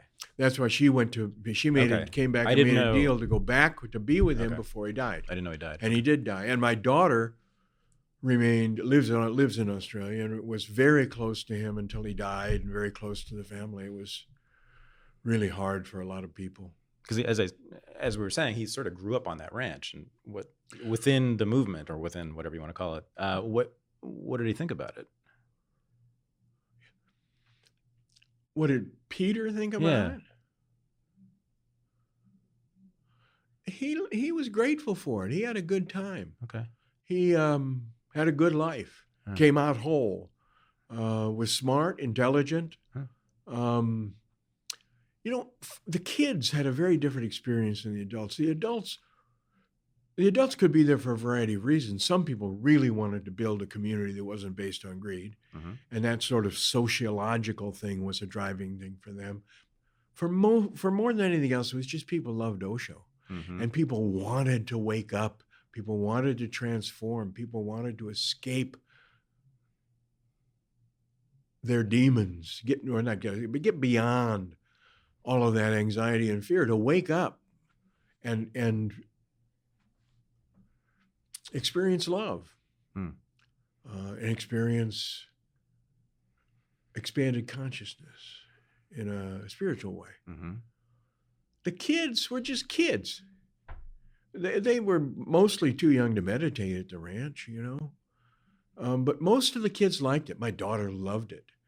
They went to school. They had to go to school. But often as part of their school, they would go work in different departments, part of the day to learn how to do this. Like they would learn out about electronics in that department. They would learn about farming at the farm. They would learn about engineering when they go be with the engineers a little bit, stuff. They'd learn stuff in a real way. They also, like my daughter was for a while a stewardess on Air Rajneesh, which she absolutely loved. And she developed, but mostly she worked in the kitchens and developed a lifelong love of course, I had always been a foodie too and cooked, and her mom was a great cook, but she really got into it. And then she ended up being a cordon bleu chef in the catering business. Yeah, you had your own airline, basically. And we had a couple of airplanes that we painted our name on. It's impressive. You had an airport at the ranch too. You built. We had a landing strip at the ranch. Yeah, and a helicopter. Very impressive. We didn't have a helicopter. You sure did in the movie. We may have rented a helicopter or may have used a helicopter or something, but we did not own a helicopter. Okay. Yeah. But you certainly were striving for self-sufficiency, and you achieved a lot of self-sufficiency. Yeah. I mean, you built your own dam to create power, right? Yeah. I mean, that's impressive stuff. And it was your own food. It was for power, and also to create a series of check dams coming out of the big dam, which fed an irrigation system, very up to the moment irrigation system based on the Israelis, actually, because we were in the high desert. Yeah. And we grew all of our own vegetables. Right. It's amazing. Organic. I mean, it is truly an astounding accomplishment. Well, if you see the pictures of the ranch before, they call it the ranch. The name of the ranch before we bought it? Big Muddy? The Big Muddy. Yeah. And that is well named. Yeah. It was overgrazed. It was run down. It was nothing. We ended up getting sued about land use stuff when we incorporated a city. And it was a small portion of the city, just a few acres a small portion of the entire land near the road. And finally, at the end, the Supreme Court of Oregon found that the highest and best use for that piece of land was to graze 9 cows. And we had spent hundreds and hundreds of $1,000s to defend our existence. Right. That was the main pretext, right, for their legal cases against you, was that you were misusing the land. It was actually that Oregon has a land use system that's theoretically laudable, in the sense that you cannot take agricultural land and turn it into urban land unless you jump through a bunch of hoops. Right. They were seeking to stop the inevitable urban sprawl, which is not. That was an earlier governor, Tom something, who brought that in. Good guy. But like every, what do they say? No good deed goes unpunished. That got abused, and they got this land use group with a hyper-technical approach. That before that, Oregon was kind of a self-image of rugged individualists, and the people of Oregon didn't like this group. They didn't like being told what they could do with their land, couldn't do with their land. But then when we came along,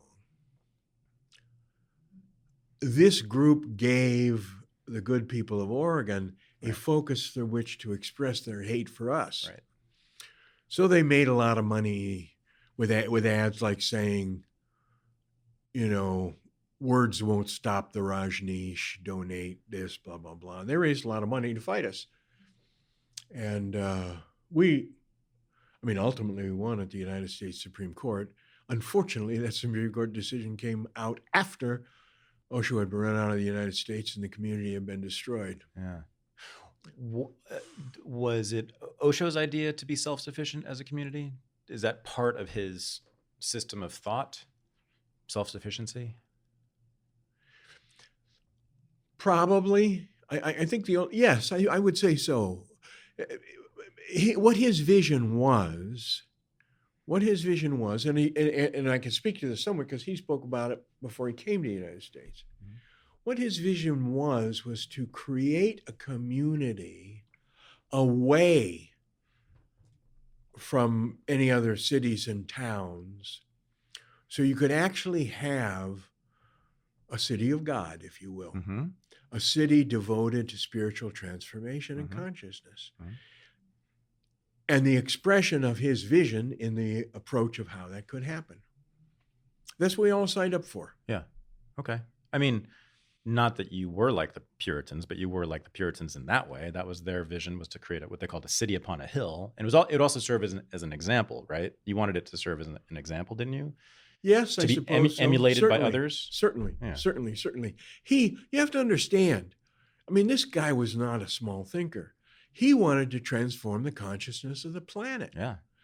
And by creating this kind of community, if it was successful and thrived and flourished, in effect, I think he was successful. If you look back on it, since Osho left the United States, how much more popular has meditation become? I was going to say, yeah, there's tons of evidence that he was successful. There's a lot of stuff, we haven't even touched on a lot of it, that has carried through in American culture, mainstream culture. And I don't think you can say it was unrelated to him and his presence. I agree. It actually brought, there were obviously people meditating for a long time before Osho showed up, but in terms of bringing it up into people's consciousness. Yeah, it wasn't known. It wasn't really mainstream. Raised the level of consciousness, or I don't think consciousness, but being aware of meditation and what it's about and blah, blah, blah.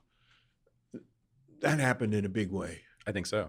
I agree. How many people lived there at its height, at its peak? Well, it developed. It was when I first moved there were a couple hundred people living there in November of '81. Right. And by the end of the ranch, there were close to 5,000 people there as permanent residents. Mm-hmm. Something like that. Mm-hmm. In 6 years? Is that what it was? It was from 81 to 86. Okay, yeah.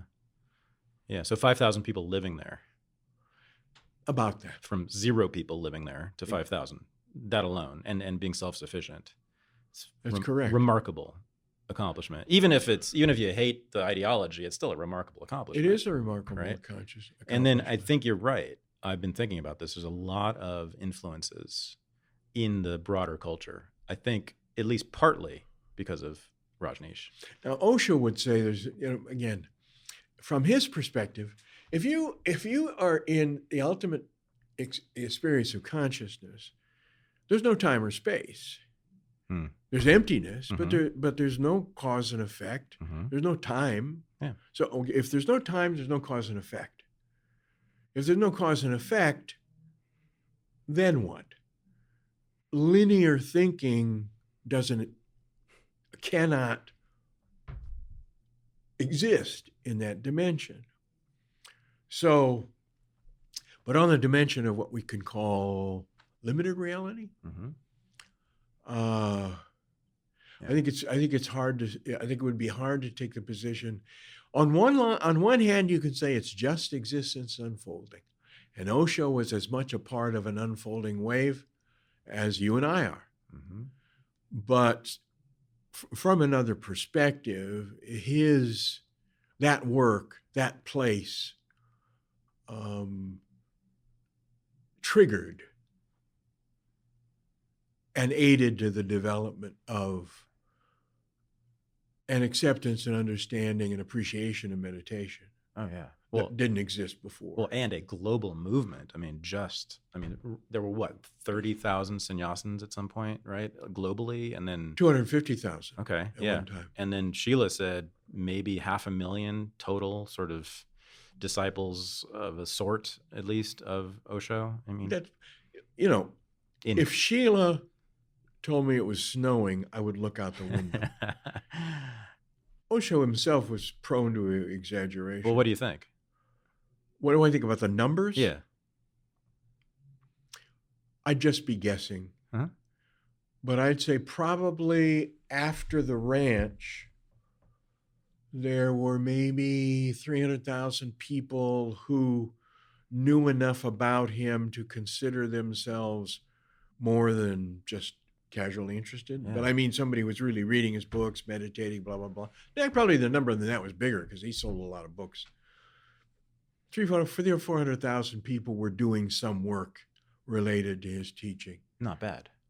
That's a lot. That's a lot of people. No, but he wanted to shift the consciousness of the planet. Right.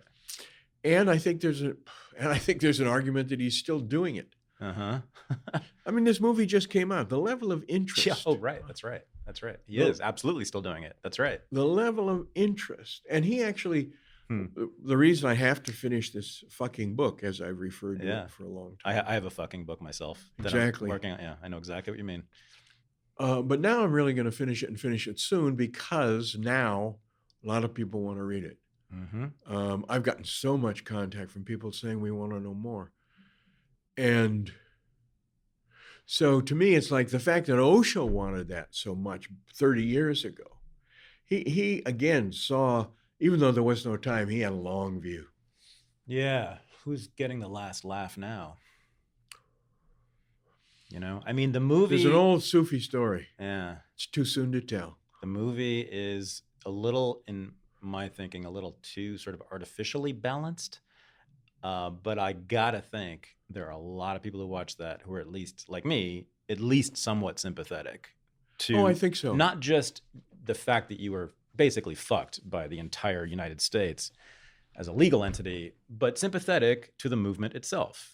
And unsympathetic to the rednecks. Well, yeah. I mean, they gave them lots of time, but you won't like this, but I do have like a little shred of sympathy for them. I think they were wrong, and I think they should have lost, but I understand. No, but I have compassion for rednecks. Yeah. Well, no. But it doesn't make me think they aren't.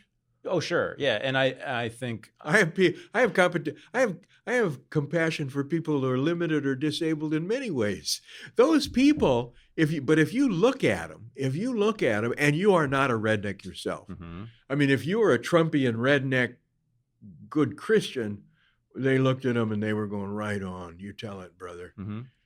But if anybody else that's outside of that crowd who looks at them is going to say,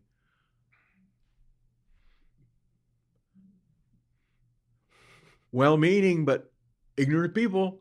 Well, okay, let me throw something at you. Let me challenge you. I am not on their side. However, no, you ask me anything you want. I'll tell you what I think. So there you are. You're 60-something years old. You're retired. You chose this plot of earth in the middle of nowhere. I'm 73. So not you. I'm talking about them. Oh, them. I'm talking about the residents of Antelope, Oregon, which was the town near the ranch. Then or now? Then. 1981, 1980. Okay, so it was a retirees community, right? It was about like 50 people or so, right? 100 maybe. Retirees. No, I understand their perspective, and they're all Christians and conservatives and Republicans. And all these people are hugging and wearing red, moving into your town. Oh, I can understand they're threatened. It wouldn't be otherwise. My parents would have been freaked out. And then they import thousands of homeless people from But you Compton can't, again, and you have to Oakland understand that was 18 miles away take from that over little town. to take over the county government. That was 18 miles away from that little town. Again, the election thing happened in the last 6 months before the end of the place.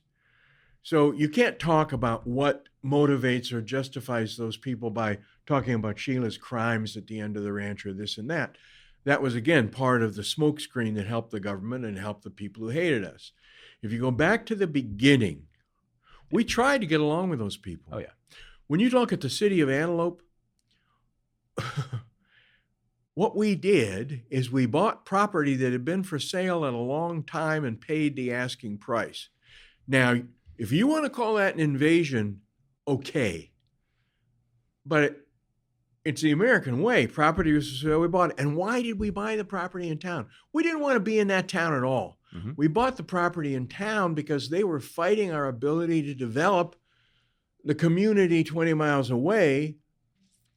And until the city was clear, we had to own property in Antelope in order to operate any sort of commercial business. Yeah. You know, we had books, we had stuff we had to do. We had to buy property in Antelope in order to do those things because we couldn't do them on the ranch. Yeah. No, I think that everything. And they, from the beginning, fought you. Hear me out. Mm-hmm. From the beginning, we applied for business licenses that were ministerial acts. Well, this is within 2 months of buying the property, 3 months of buying the property. These are ministerial acts. They are not discretionary acts. You have no right to say no. They put a freeze on building permits. They put a freeze on new business permits just to stop us. We had to go to court. We were lucky in that we had some good judges. We really did have some good judges over the years. There was a guy in the Dalles who was a very good guy. He was a Mormon. Well. And I think he was somewhat sympathetic because of his personal history. Essentially, right? But a good guy, total Christian, loving guy. The United States did to the Mormons what they did to you. Pretty much. Yeah. But they did end up with their own state, which is something. And you did not. And we did not. You didn't even have Antelope at the end. We didn't have our own anything. Right. At the end. But, and neither would the Mormons if the feds could have gotten away with it. That's right. But he had some sympathy, but he was just a down the line, straight arrow guy. And he came in and he actually, I remember one of the first court appearances I went to is about these licenses. And he's looking down and he says, "Tell me why you didn't give them these licenses." And they start going, "Well, we had blah, blah, blah, blah, blah." And he said, "No, you don't have to do any of those things. This is not a discretionary act. This is a ministerial act. Did they fill out the forms? Did they give you the money?" He said, "Yes." Okay.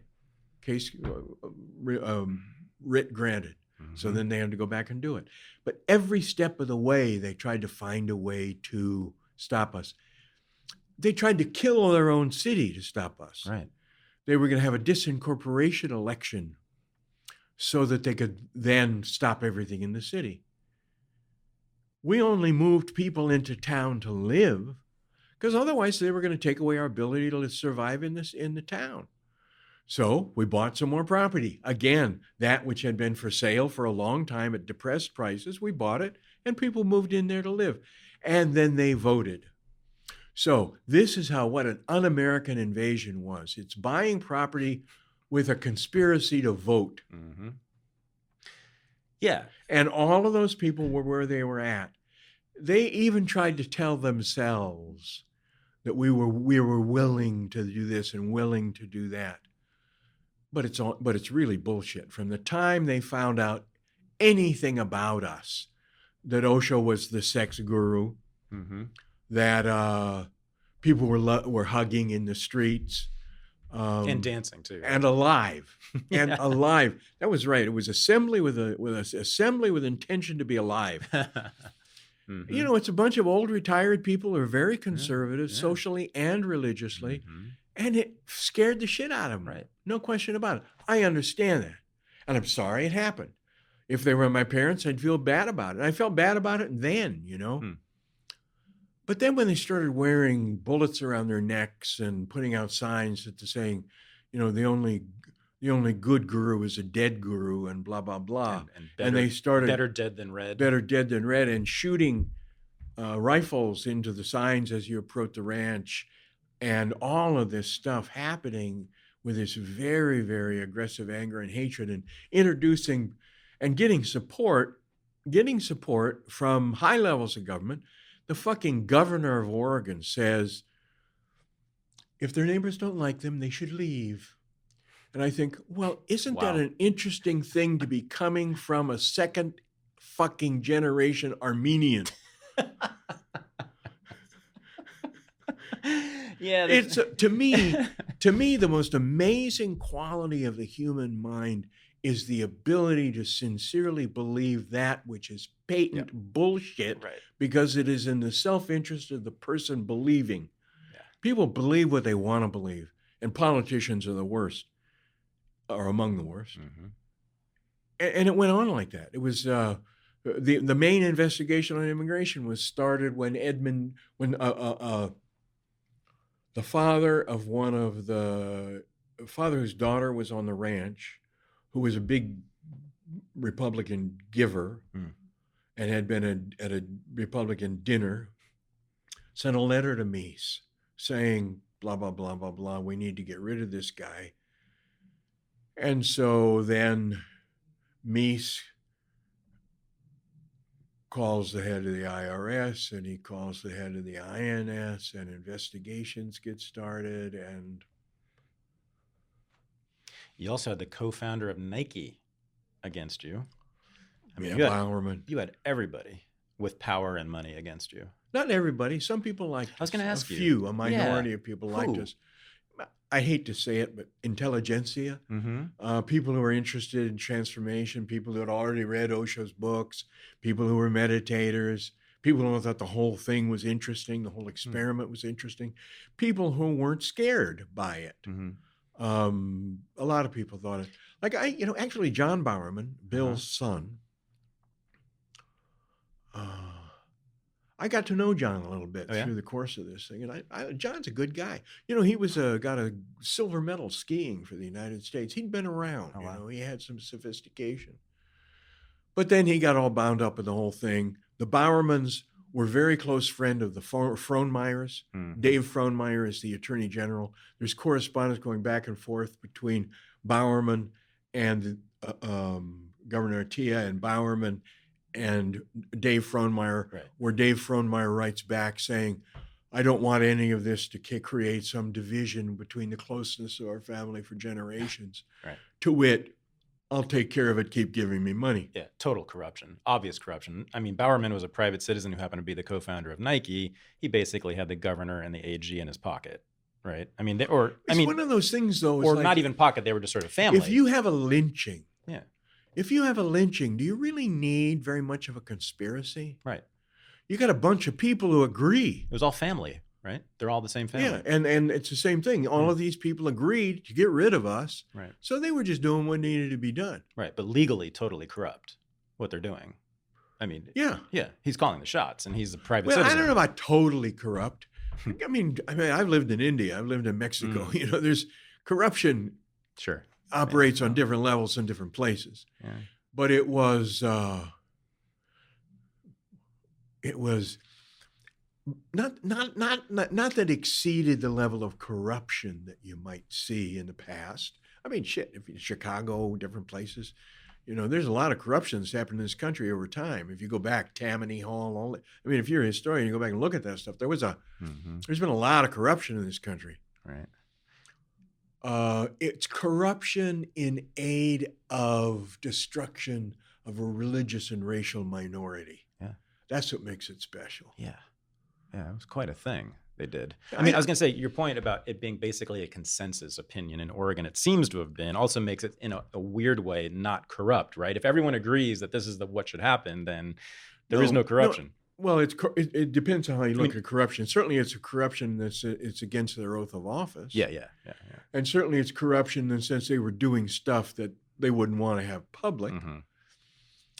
But that's what I meant by saying it's legally corrupt, right? So according to the rule of law. They're doing what they're not supposed to do. But according to everybody in the state of Oregon, apparently. Yeah, but just, I mean, writing letters and knowing people a long time, that's not necessarily corruption. Is you add layers to it. Give me a second. There's something that's trying to come up.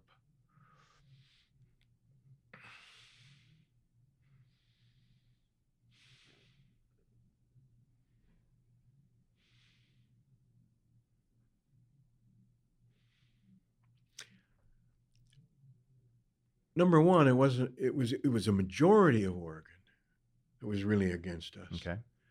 But that's like saying a majority in the country elected Trump. That doesn't mean, that doesn't mean, there's so many people who thought then that it was the biggest disaster that ever happened to our country. So even though it's a majority, it doesn't mean unanimity. Mm-hmm. There were a lot of people in Oregon who thought we should be left alone. Mm-hmm. People wrote letters to the editor saying we should be left alone. I was going to ask you. So they tried to introduce, and even though they introduced a bunch of legislation specifically directed to us, most of it didn't pass because there was only so far that they could go with what they had. So ultimately, you have perhaps a majority, or at least something like a majority of people wanting us out. And then you have unanimity at the level of senior elected and appointed officials. Yeah. Well, they were united. Yeah, they seem to be. In the film... Oh, no, they did not seem to be. They were. Well, hang on. So in the film, all of the enemies... By the way, I'm not saying, by that, I'm not including the judiciary. I'm talking about elected and appointed officials, not the judiciary. Okay. The judiciary had some effect, but you also had a lot of judges trying to do their jobs. Mm-hmm. All of your enemies portrayed in the film are Republicans, conservative Republicans. Every single one of them. Is that a fact? Yeah, I didn't know that. The governor, the AG, all of them. I mean, I don't know about the federal district attorney, but probably. I mean, I'm sure. He was. And then, of course, it was during the Reagan administration, so it's all Republicans who are. Yeah, absolutely. In the film, now there were a lot of Democrats around, and there were some liberals around, and they don't make an appearance in the film. What like Mark Hatfield, a pretty decent guy. Oh, Mark Hatfield was totally involved in the effort to get us out of the country. Oh, he was. Totally. He was very powerfully behind it. Yeah. So was the other senator at the time, whose name is Packwood. Bob Packwood. Both of them. I was wondering. But mainly, Hatfield was the main driver? Hatfield was a big force. Wow. He wrote to... Because he's Mr. Good Guy. He wrote to the head of which I think is really interesting about hypocrisy. Mm-hmm. He is identified as a First Amendment guy, but a good Christian. Yeah. And he wrote letters and made telephone calls to INS officials saying, I fully support the people of Antelope and want to make sure that these people are investigated to the full extent of the law. And you know what that means. Mm-hmm. And he actually wrote a letter much later on where he said, he was writing to Mies, I think, and he said, you're probably aware of my many conversations with, and then he went through a list of the names of the people who were the leaders in the legal and political effort to get rid of us. So he was really involved in getting rid of us. Packwood less so, because, Packwood was more, also the guy from Kansas, Dole, was also got involved in it some. I don't know, as a matter of fact, as I look back on it, I can't remember any Democrats who... There was a local Democratic state legislator or congressperson, state legislator, I think, who got on the bandwagon against us. Mm-hmm. You can't think of one politician who was on your side? Let me think for a minute. I can't. Huh? I can't think of one. I think... who was the gay Democrat from Massachusetts in the House? Barney Frank? Barney Frank. I think Barney Frank wrote a letter for us once. Oh, yeah? I think so. Huh. I think so. Okay. But pretty close to unanimity against you among that class. Oh, no question. The political class. No question. No question. Huh. Amazing hypocrisy. Well, again, even calling it hypocrisy, it's interesting. I play with the words. I'm a lawyer. You do the same thing. But hypocrisy means, in a sense, for me, hypocrisy means you know one thing and say another. To me, it becomes even more dangerous when you believe that what you're doing is right. When you actually believe. I remember Charles Turner,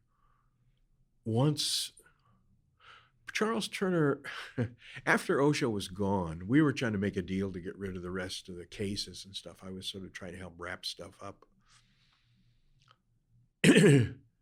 And one of our attorneys went to talk to Turner and came back, and I said, "What does he want?" And my pal said, "He wants you." And then he laughed and looked at me and said, "I told him it wouldn't be a problem." But then Turner had said, "I've looked at Osho, I've looked at Niren's eyes, and they're just like Osho's." And then he said, "The embodiment of evil." But before he said, apart from the embodiment of evil, I thought was the nicest thing anybody had ever said about me in my life. My eyes are just like Osho. Oh my God, that's amazing. He did have quite the eyes, Osho. Oh, he did. He sure did. But again, the fact that the U.S. attorney, in a negotiation with the attorney on the other side, talks about Osho as the embodiment of evil, who had at most been persecuted and conviction for a minor hyper-technical interpretation of the immigration laws that is almost never prosecuted criminally. Yeah. Well, I mean, I assume at that point they thought that he was complicit in the poisoning of the town of Dallas. Had no evidence of it. Had no evidence of it. Yeah. Had no evidence of it. Mm-hmm. Do you think they did that? Do you think Sheila did that? What? Poison the salad bar at the restaurants? And no question. I mean, I've heard that story in detail of specifically the persons that did it and who did it and where they bought the salmonella and the whole deal. Strategically, I don't get it. Like, what were they thinking that would accomplish? Well, they were. I mean, if you look at the homeless program and poisoning a bunch of people on election day, the poisoning of the Dalles was intended to be a run-up to a poisoning on the election day. Not supposed to kill anybody, but make people sick enough so they couldn't vote. Right.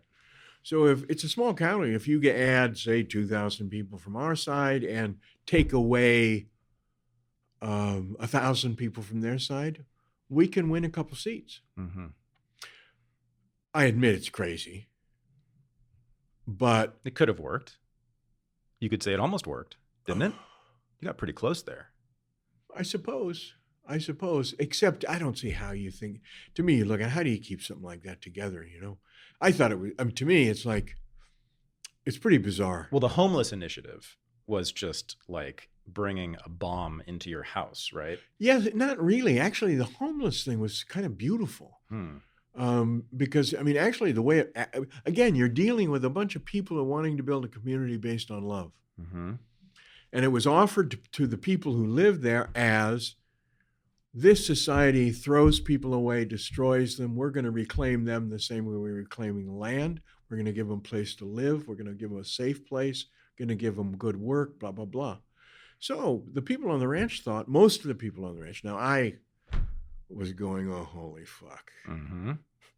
Because it was what, like 2,000 homeless people? Well, I don't know what the actual number is, but something like that by the time it was over. But when I heard about the idea, I immediately thought, this has got to be a Sheila plan to do something about votes. Yeah. Homeless people from the streets of Oakland and Los Angeles and New York City. Everywhere. Right. Everywhere. But, you know, I actually spent some time with those guys. Well, a lot of them clearly loved it. They loved it. Some people loved it. Mm-hmm. Some people were so drug habituated and psychotic. Mm-hmm. You know, the homeless population is is a tough population in a lot of ways. So, but some of them just seized it as an incredible opportunity to change their lives and to live in a different way. And they thought it was incredibly beautiful. As a matter of fact, a woman I've known for many, many years is married today to one of those guys that she met on the ranch. Really? Yeah. Now, I take it you also believe that they did in fact drug all the homeless people with the Haldol in their beer? Well, that happened. Yeah. I mean, there's no Okay. question about that. So they were afraid of the homeless people then. Somebody was afraid of the homeless people to do that. I don't know that, I don't know if fear is exactly the right word. Again, I wasn't part of that, wasn't aware of it at the time. And I didn't drink beer. I drank scotch. So nobody, and I can guarantee you nobody was putting Haldol in my scotch because it didn't leave my room. Huh.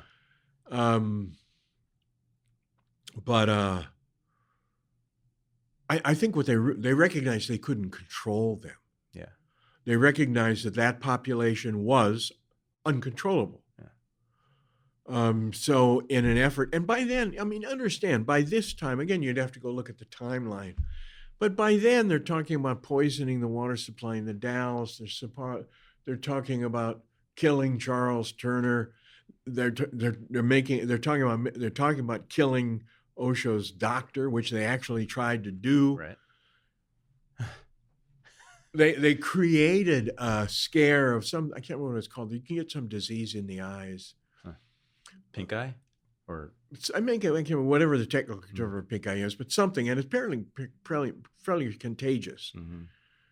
They invented a break out of that so they could move people out of their houses so they could put in bugging. Wow. They did that throughout the whole ranch. Not every place, but a lot of places. All the public phones, all of the office phones. Now, when people are that far down the road that they're doing that, and this is all making sense to somebody, you can see why. And these are all balls in the air, right? These are not just one at a time things happen. These are all balls in the air by an over-medicated former cocktail waitress from New Jersey with limited education. Oh, she was over-medicated too?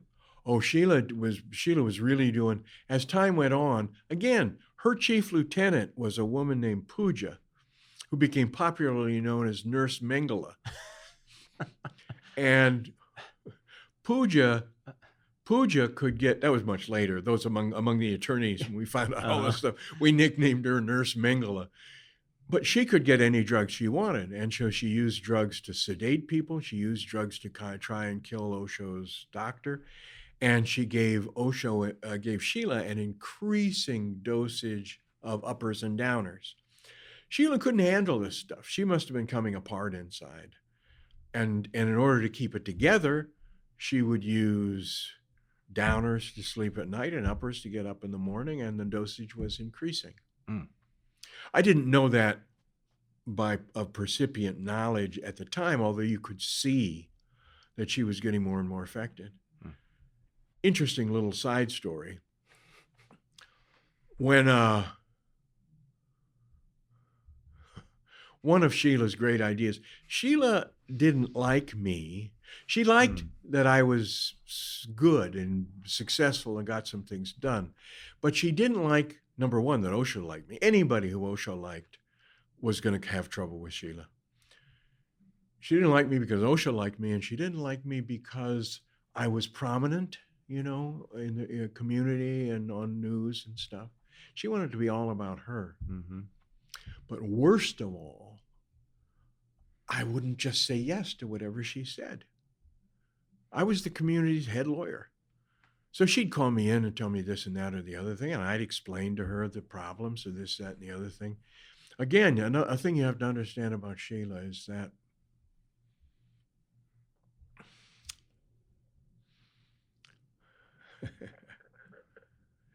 people who are really egoistic and not real smart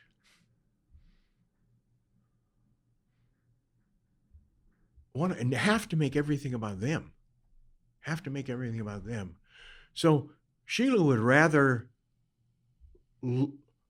have an idea of hers and lose than win by following the law. Mm.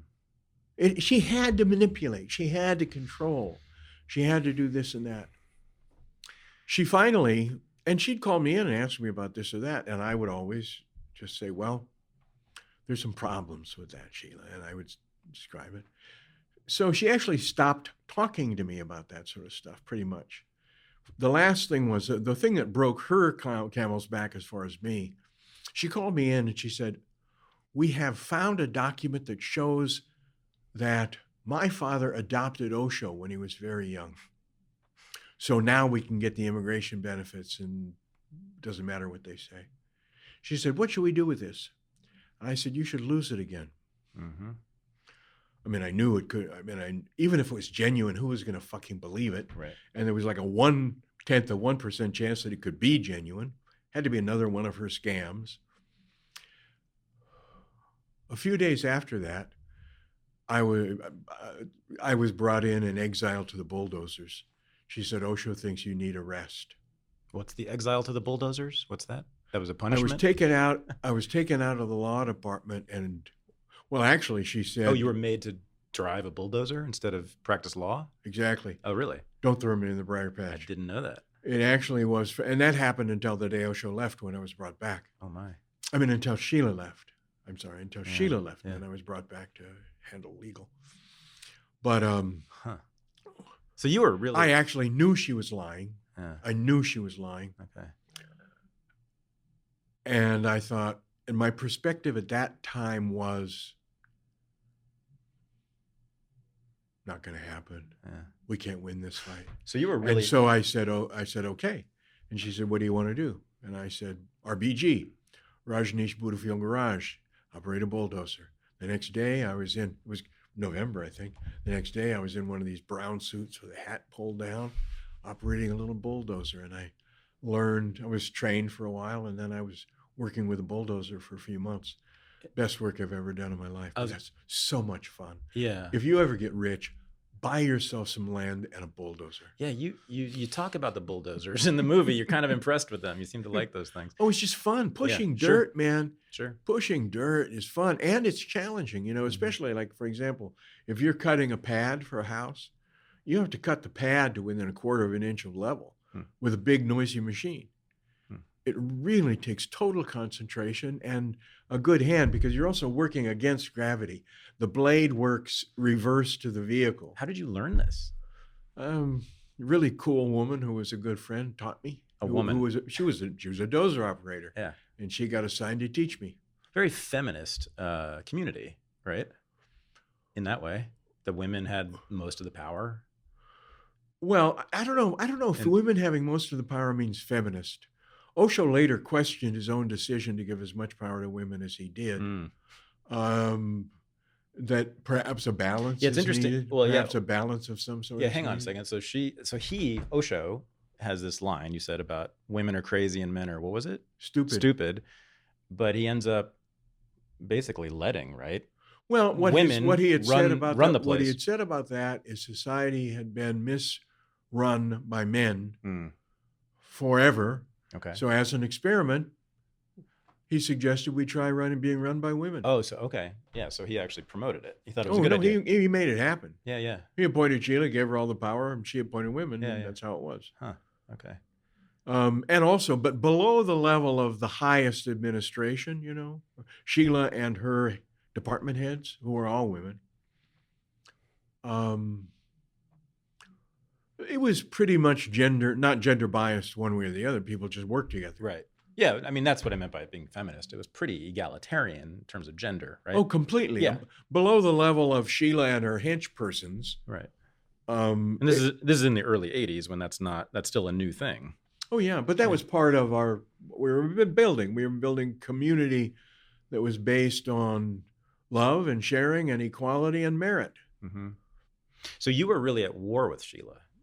That was not clear. No, that's like saying that. That's like saying that we were at war with Iraq. She had all the power. You were Iraq, and she was the United States. Exactly. Yeah. She had all the power. I never. I never fought against Sheila in the sense because I was trying to be the lawyer for the community and she was head of the community. I took more shit from Sheila than any client I ever took in my life. I would have fired any other client that I had that kind of problem with. I don't need this. There is no evidence, at least in the movie, from her, and she speaks a lot in this movie, a lot. There is no evidence at all that she is Rajneeshi, that she is believes anything that Osho ever said. I mean, there's no, right? She never talks. She even talks about, she sort of disses meditation at one point, says it's not important. We need to be building stuff. Yeah. That's one of many things that was never explored in that film. Bizarre. And so she was his assistant from the get-go. Yeah. Right.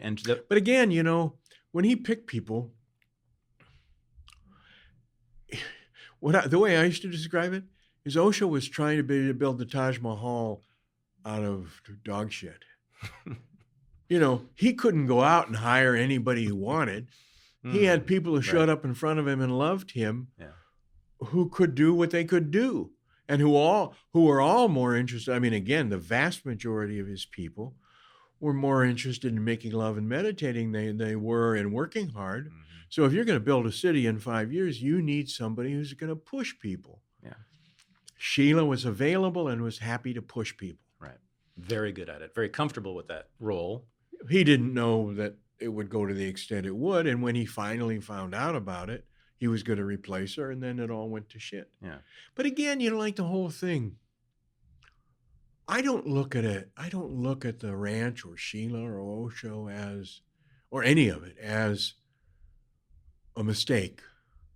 I think it was tragic. In some senses, it was tragic for the United States and the planet, I think, that they did what they did, because Osho offered something amazing and is still offering something amazing that can transform the planet. And we're doing a very good job of destroying the ability of our planet to sustain us out of the same sort of ego and ambition and greed that destroyed that community. But having said that, if I step back and step back from limited reality, it's like it's all unfolding, you know. Everybody learned something or didn't.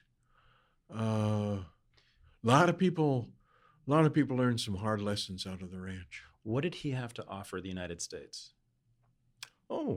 Transformation through love, transformation through love and consciousness. Can you talk about that more concretely? What does that actually mean or look like? Basically, it starts with meditation. Mm-hmm. It starts where we started in the beginning. Right. We got ego. Okay. Yep. We got mind. Okay. We have meditation that gives us some distance from our mind. Mm-hmm.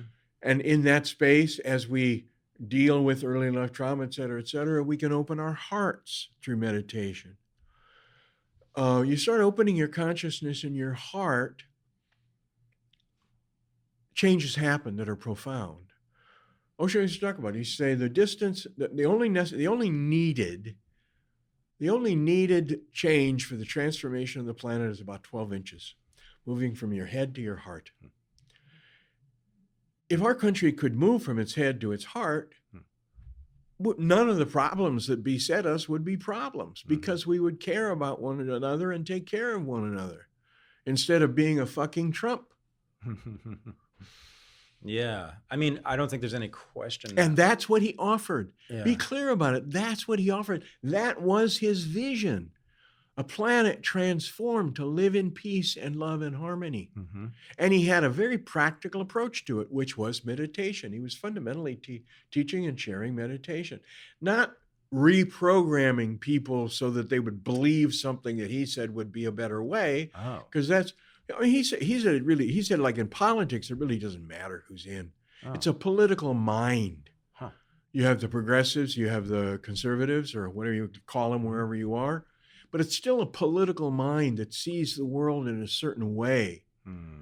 In the same way that, for example, in Central America and Cuba, places that are theoretically places for the people, they immediately become authoritarian and abusive because people with a lot of unchecked power abuse it. It's just how it fucking is. Mm-hmm. So he was looking, but by transforming consciousness, we become aware of our dark side. We're no longer fighting our dark side. We're aware of our dark side. We can accept it and have distance from it. And then we don't compulsively and unconsciously do the violent and damaging things that as a species we do all the time everywhere. Mm-hmm. So that's what he offered. Mm-hmm. And his personal assistant, who ended up running the ranch, the community, was an aggressively political mind. Oh, yeah, you'd have to say that for sure. Very ironic. For sure. A tragedy, I guess, from your point of view, right? Again, I say, he worked with what he had to work with. Sheila was apparently a nice person when she first started, but she got a lot of power and was corrupted by it rather quickly.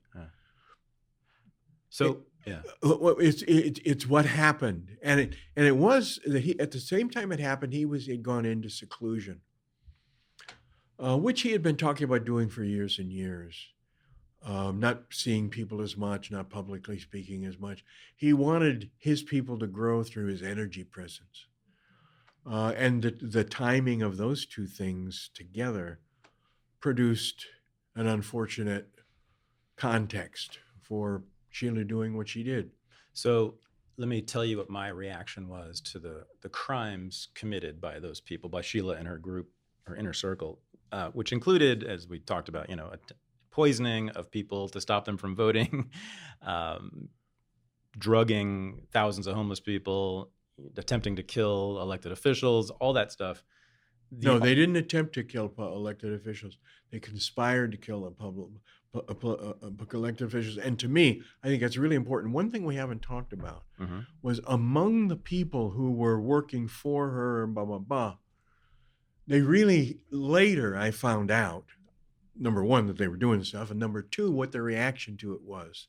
For example, the people who were, after they had done the test on the salad bars, which was considered a success, they sent people out to look at access to the water supply in the Dalles, which as I recall was a dam. Mm-hmm.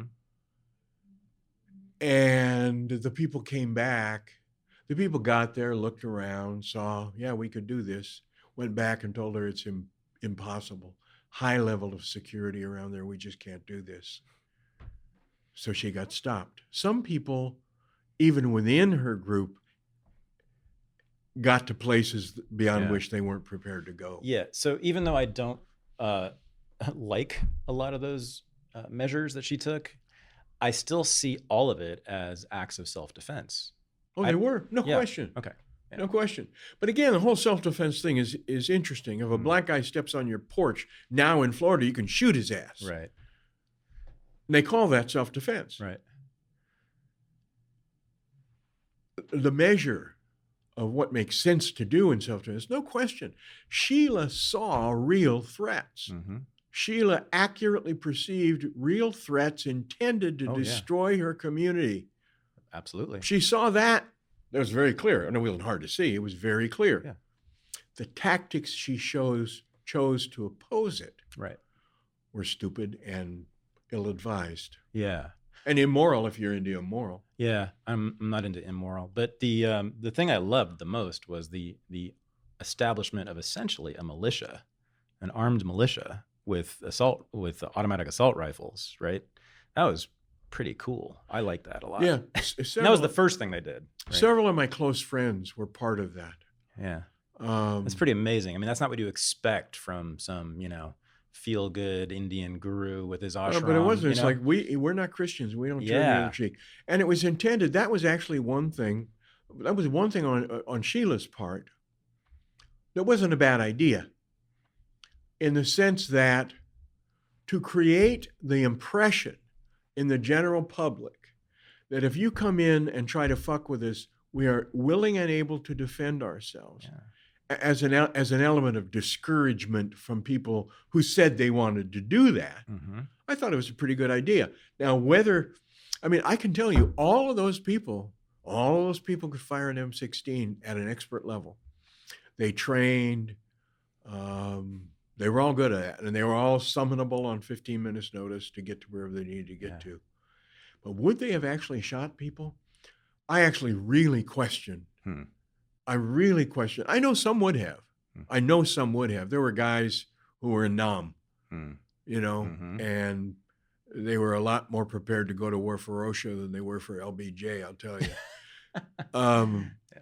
But some of the people were just people who were meditators and who had done this and that and were common sense, solid people, good hand-eye coordination, never had shot a gun before they're on the range, and had never shot at a bunny, let alone a human being. I seriously question whether they could have, as a group, acted to do the thing. But it is an important issue in the sense that the National Guard was mobilized into the county seats of both counties. There was a task force that had all of the senior elected officials and law enforcement officials from the state of Oregon who were developing plans for the arrest and what to do if they had to gain access, which included use of the National Guard, use of a lot of armed local law enforcement. A lot of people threatening bloodshed, it was a scary, scary time. So there was real concern. I was really concerned about the potential for an arrest and invasion.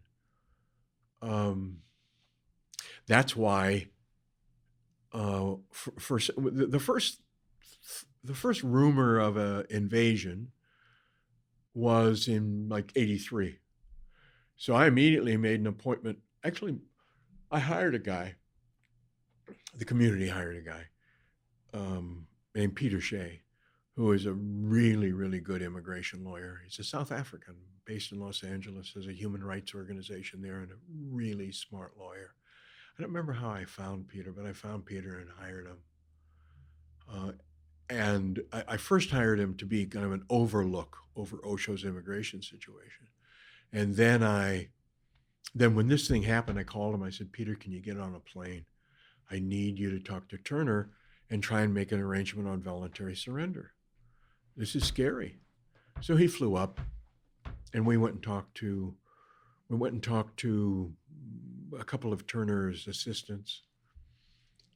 And they basically said, we can't confirm or deny any indictment, and it's premature for us to talk to you. So they wouldn't talk to us about it. So Peter goes home, blah, blah, blah.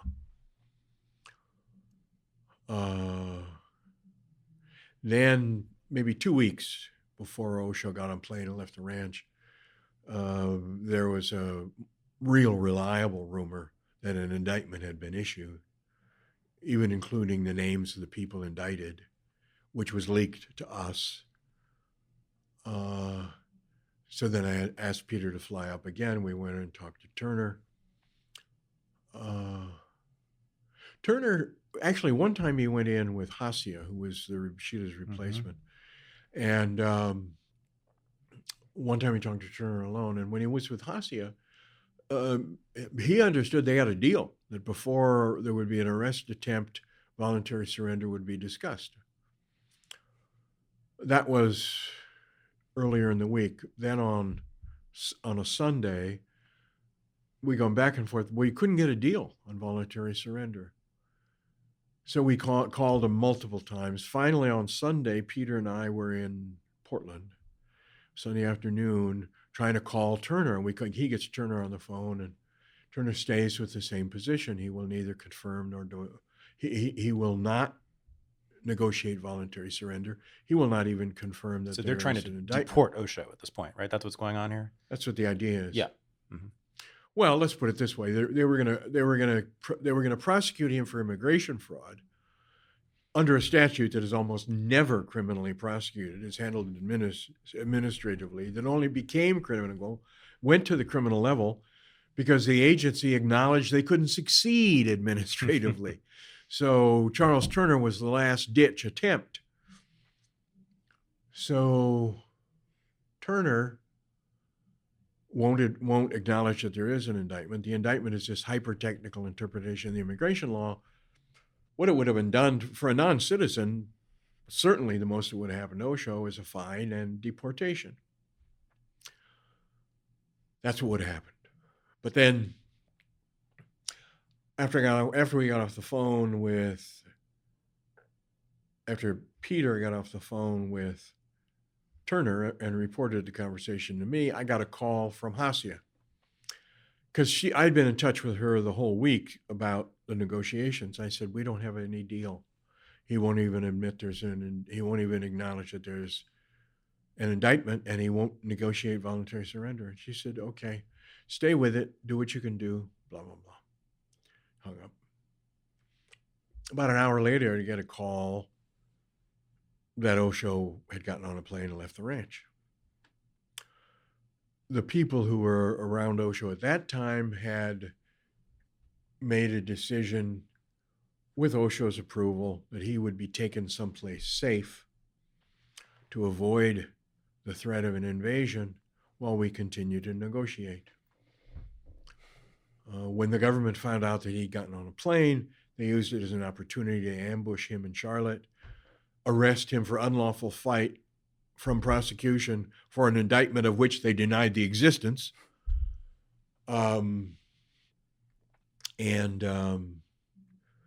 That's when, after that was when it became clear that he needed to leave the United States because they were going to get him one way or another. How'd you feel that day when he left? Well, first I was freaked because I was in negotiating. I find out on the phone he is. I immediately get on a plane to get back to the ranch and then spend the next hours trying to get hold of the plane to tell him to turn around.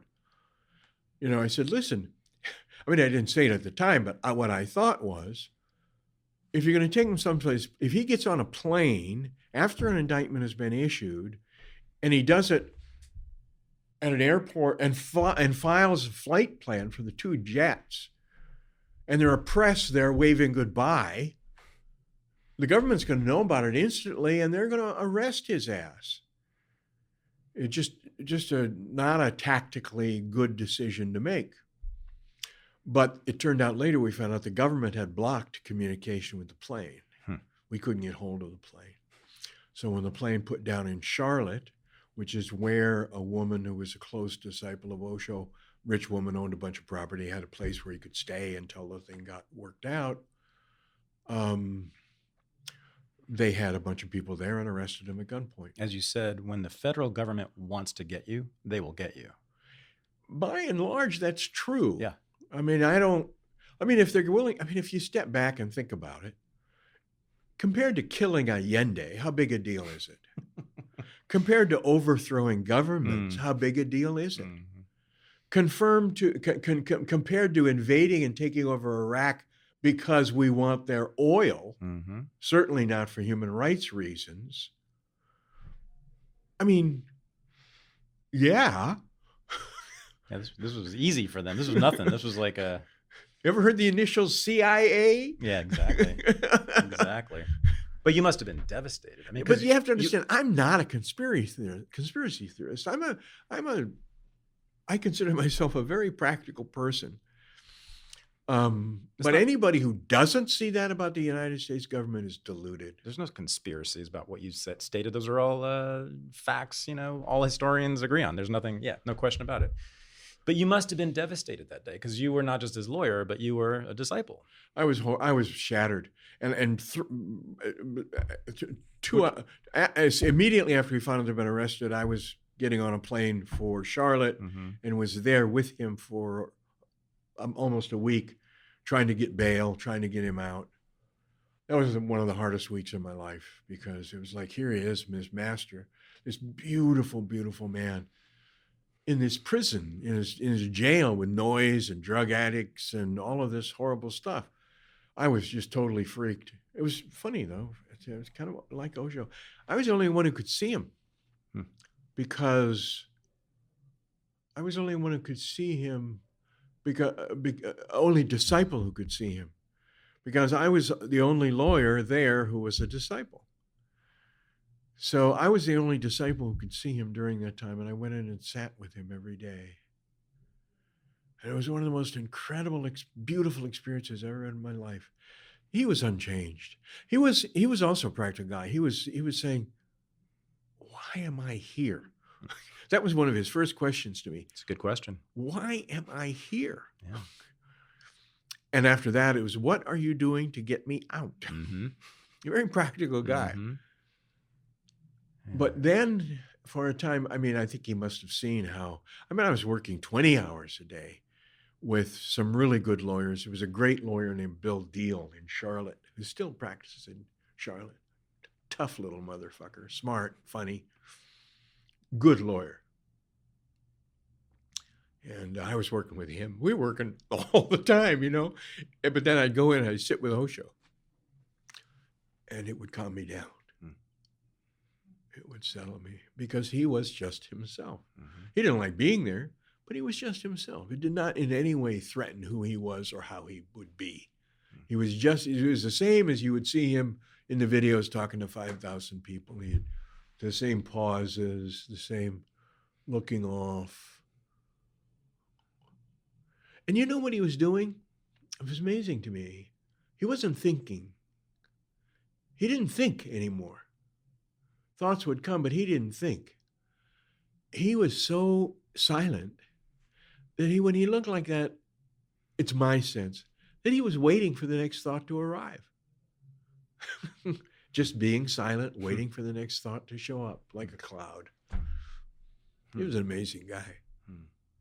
So I keep thinking about something that you've raised here that I wanted to ask you about. So you say that, I think this is right, correct me if I'm wrong, that the two things that he wanted or that he offered, or maybe that the community represented or the community offered, were freedom and love are the two words I think you've been using a lot, right? And I don't, if I didn't say it, I certainly could have. Yeah. So that's really interesting, right? Because there's a paradox, perhaps. Osho said that until you become comfortable with paradox, you cannot raise your consciousness because paradox exists. There's a distinction between freedom and license. Okay. There's a distinction between freedom and license.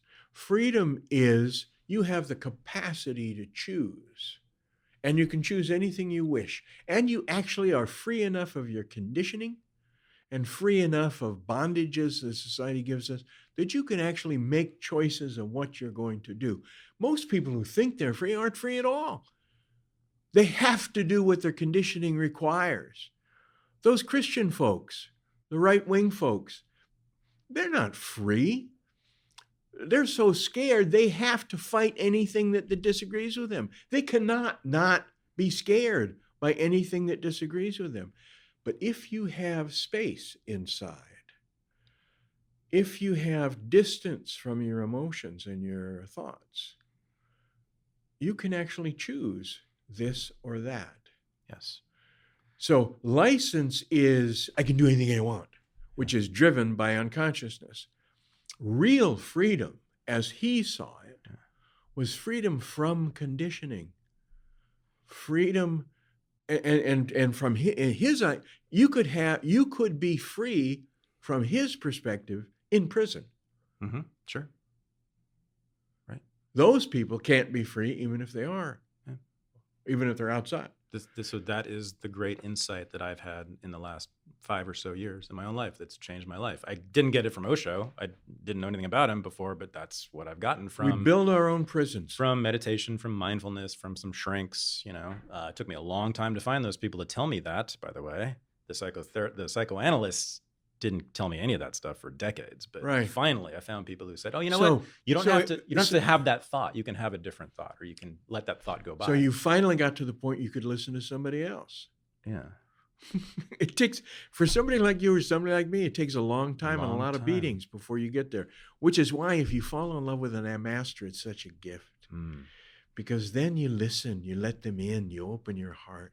I have an authority problem. I have a problem with authority figures. I've been told. And I think it's true. Listen, we could compare stories.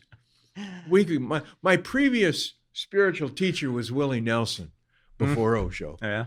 No, I've always fought authority. I've always been a bad boy. But why was Osho not an authority figure? Because he never tried to tell me what to do or how to be. Okay. He just gave me suggestions of things that might be of assistance to me, like meditation, like love. He never told anybody what to do. He never, ever told anybody what to do. At most, he'd make a suggestion. And if you didn't follow his suggestion, he was okay with that.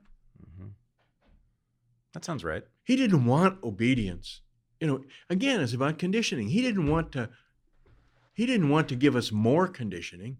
He wanted to get us unconditioned from the conditioning that was already there. And you can't do that by telling people what to do. Okay. So freedom on the one hand, and then love on the other. Love. The highest form of love is compassion. Yeah. The lowest form of love is sex.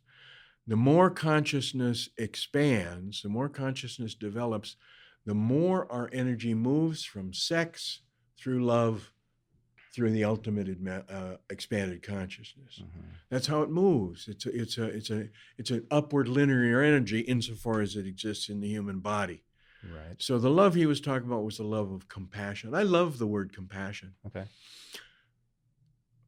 Compassion is from the Latin, good classical Jesuit education, and it just means to feel with. That's all compassion means, to feel with. What does that mean? That means that you feel with the other person. You feel with the other person. You get them. That's what compassion is. How do you know it's not projection? How do you know you're sharing a feeling? That's consciousness. Oh, no, I'm not talking about sharing a feeling. I'm talking about feeling the other person. How do you know that you're feeling them and not just putting your own feelings onto them? Trial and error. Okay. Learning. Okay. Committed consciousness. Being willing to be wrong. Okay. And not intruding, unless never intruding, at most making suggestions, not telling people what to do. That's it. So love often means taking responsibility for someone else, right? No. That's what we do when we invade. I don't think love. I don't think love means taking responsibility for anybody else at all, ever. The invasion of Iraq was an expression of love because we were taking care of those people. Oh, now you're playing with me. We were saving now them. You're playing we were with saving me. them now from Saddam Hussein, and honestly, that's what was said. I mean, basically, right? It was to save the Iraqi people. So if we start talking about the lies of the American government to justify violence and governmental corruption, we don't have enough time left in our lives. Yeah, I know. But I'm just telling you, you know this, right? So the Crusades, let's do that, right? So the Crusades was about saving people, it was about taking responsibility, making their lives, their world better. Let me stop you just because they just had to kill a whole bunch of people. Rather than making examples such as that, which involve a lot of different things, let's just look at, for example, there's always light and darkness in all of us. There's always light and darkness in all of us. It's how it is. We've got our light, we have our beauty, we have a side that can love, and we have our side that's angry and hateful and wants to hurt everybody and is wounded. That there's the light and the darkness. Osho said light and darkness is always in balance, in existence. I don't know if it's true, but that's an interesting thing. When you look at all of those things that happen, I think as you get to higher and higher, often corruption is just really pretty difficult to not be run by. But then you stop and look, for example, Barack Obama. I really liked Barack. I really like Barack Obama. I thought he was a great president. I thought he was a great man. In addition, I was impressed that he actually could speak in paragraphs, let alone sentences. Smart guy, wanted to do the right thing. But he maybe is a good metaphor or a place for us to talk about what you're raised. Okay. He's president. He's doing people are wanting him to invade. He's doing some invasions. He's trying to protect the country and at the same time do what needs to be done. And let's assume for the moment that he's a man of good intentions, that he's trying to do the right thing. In this world, it's not so easy. It's not so easy when you're a high public official. It's easy to, you're always doing trade-offs, and you're doing trade-offs within the government. You're doing trade-offs in the decisions you make. You're always balancing these things. And even within that, you've got light and darkness in all of us who are capable of being swayed in different directions, depending on our level of maturity, how old we are, how young we are, what our conditioning is, all of that stuff. But Osho's vision, the transformation of consciousness, changes all of that. If you actually transform consciousness, you don't need rules and laws anymore. Because if you're truly conscious, you will do the right thing. That is that which is driven by consciousness, not greed or ambition or fear or anything else. You still would be fallible, but you wouldn't have the crazy stuff that we have in our world. Okay. I wasn't challenging Osho's conception of love or yours. I was simply saying that love can be quite problematic, the way that it's been practiced and conceived of in Western culture for millennia. Well, then you get down to definitions. Yeah. You know, what Donald Trump I'm just pointing has an image or an idea of love is very different than me or Osho or you or a whole lot of people. I'm pointing out your radicalism, and I'm definitely on your side. I don't like... No, it's not radical. It is. Well, it's radical in the sense that Jesus was radical and Buddha was radical, because all of those guys were talking about transformation through love. I'm not so sure about Jesus, but... Well, Jesus is one of those guys that got a bad rep and got twisted by a lot of people. Jesus himself, the 10 Commandments is not a bad set of rules if you're going to have rules. Love one another is a great rule. It was all the people who took over after he left. I don't want anybody to take responsibility for me, to care for me, unless I ask them to. That's what it is. That's what I'm talking about. But see, that's your, what is the word I'm looking for? I used to have the same thing, and to some sense I do, and it has value. It has pluses and minuses. But if you don't explore the minuses, it's going to hold you back the way it's held you back your whole life. Not allowing somebody to care for you is refusing love. No. Hold on. I said, unless I ask for it, unless I want it.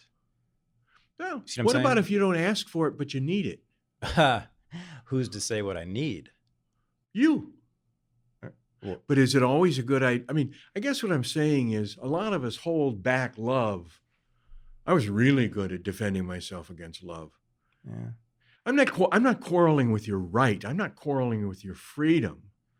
I'm talking about expanding consciousness. Yeah. I'm with you there. So that we are not so much driven by, I don't do this or I don't do that. We actually look at the situation and experience it in the moment and feel what feels right, not on a misguided gut, but truly preceptivity. Okay, let me highlight or point out another possible paradox, perhaps a contradiction, I don't know, which I found fascinating. And I am not actually judging this the way you might think I am, but you say that... I don't think you're judging it in the way you think you are. Let me finish. I think you're judging it in a different way than you think you are. Oh boy, now it's like 5-dimensional chess here. I don't know what's happening anymore. And I'm serious about that. Okay, well, let's see how this goes. So you keep talking about greed, and I know that's a thing, right? For Rajneesh, for Osho, greed is one of the big problems, and enlightenment will take us away from greed. We will no longer be driven by it. So he famously was a big fan of the nice things in life, like we mentioned before. Absolutely. Rolls Royces and nice watches and fancy everything, right? I love that about him. Let me just be really clear. I love that about him. If you know any of my work... Where's your judgment about it? It's positive. Or question about it. It's positive. That might be contradictory with the idea that greed is bad. So was that not an expression of greed that he had Rolex watches and 17 Rolls Royces? He would have been just as fine without them. Okay. Then why did he have them? Because he didn't like very many things. He didn't like very many things at all. He didn't drink alcohol. He didn't watch TV. He read a lot of books, but not anymore. He lived in silence. He liked to listen to music some. It's a very funny thing though, right? Because listen to music. There weren't many things that entertained him or that meant anything to him at all. He liked these cars. Somebody bought him a fucking nice car. And he said, oh, this is nice. And he liked it. Yeah, I love that about him. So then a couple of other people bought him cars. And he said, oh, this is nice. And he had those. It ended up a trust was formed, and like 96 Rolls Royces, I think, were purchased for him. Mm-hmm. And he liked driving them. And he would go by and wave to people. Yeah. I also have a sense, and this just might be one, because I was with him enough to realize that he was all sorts of things. He was also practical. I think he knew that the community would be attacked, and perhaps successfully. If you have money in Rolls Royces, you can sell the money and spend it somewhere else. Mm-hmm. Okay. So I think on some level he thought, if he ever thought about it all, and I don't know that he did, it was that, hey, that might be useful. Yeah. But mainly he just liked them. In the same way, he liked watches. He had all of these beautiful jeweled watches that somebody gave him one, he liked it, people gave him more. We couldn't give him much, So that happened. You can also sell watches. Yeah. No, again, let me restate this so you believe me. I don't think you believe me. I love that about him. I really do. Yeah. But but my point was to respond, I don't think it was greed. Okay. I don't think he experienced greed. Well, okay. Well, he may have greedy thoughts, but again, as disidentified, he did not experience greed or ambition the way you and I do. If he did, I would still love that about him. But here's the thing about spiritual leaders, generally speaking. Certainly from the Hindu and Buddhist and even Christian traditions, they tend to be, at least present themselves, they may be hypocrites, but they present themselves as ascetic, right? They renounce the worldly pleasures. They're greedy for a different thing. Deal. They may secretly They're greedy for a different thing. They may secretly ride around in Rolls Royces and have watches, but they won't show it in public. And this is why I love this about him. Like it was right out front. That's hypocrisy. Unashamed. He was unashamed of it. He was unashamed of liking cars. Yeah. But it didn't mean he was greedy. Okay. Like the way those popes are greedy about being pope. Yeah. Yeah. It's an important distinction. Okay. But I mean, isn't it interesting that he was so different than your typical spiritual leader from those traditions? Yes. And I mean, in that way. I mean, yes. But then again, he spoke of all those spiritual traditions and spoke how the teachings of enlightened masters who saw things from the same perspective as he did, were replaced by corrupt priests and politicians who then used their position for power. Sure. So the distinction is not between other religious traditions, it's between enlightened people and unenlightened people. Yeah. Unenlightened people, whether priests or politicians or cops or garbage collectors, are all subject to fear and desire.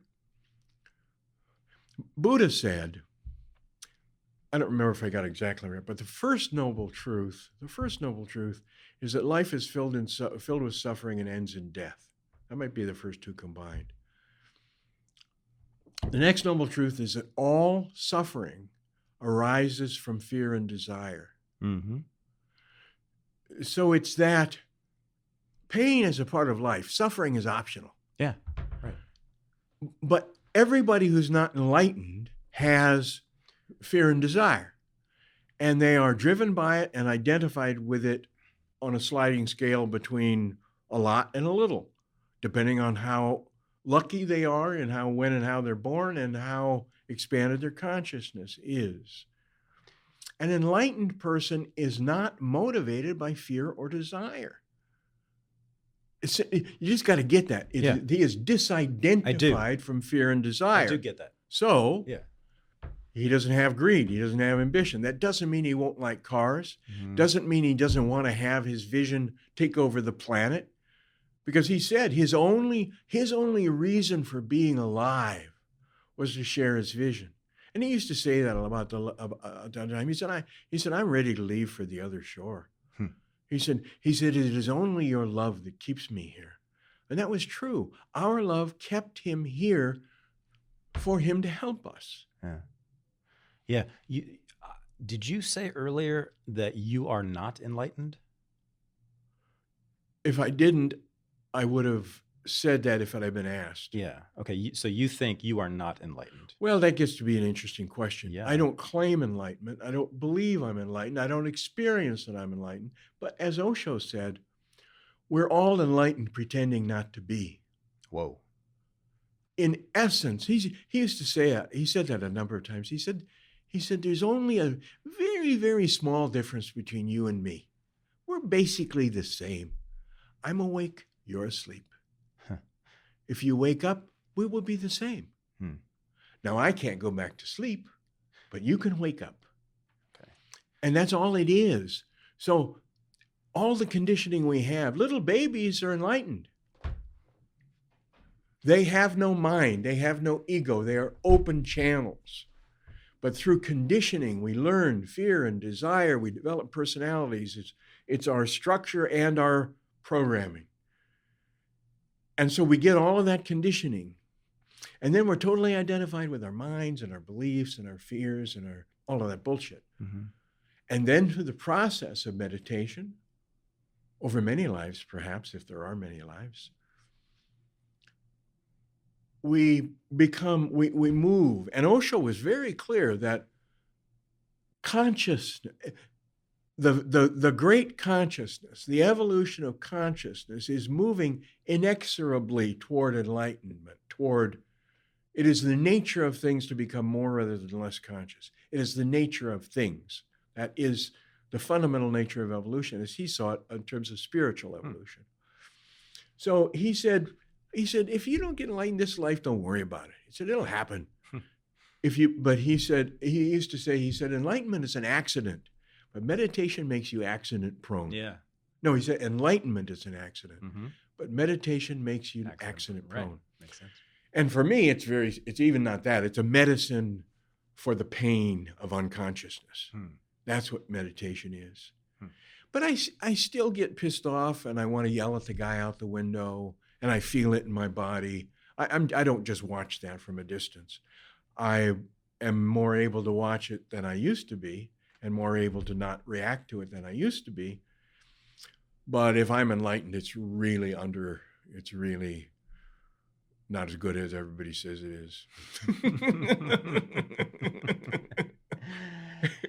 So, I'm going to drop a tough question on you. You ready? Yeah.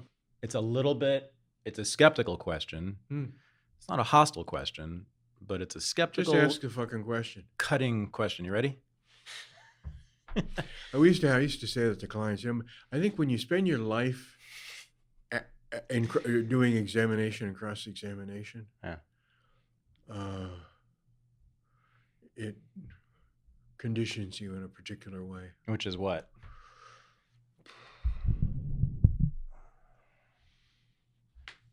Well, I used to say to clients, I used to have an acronym.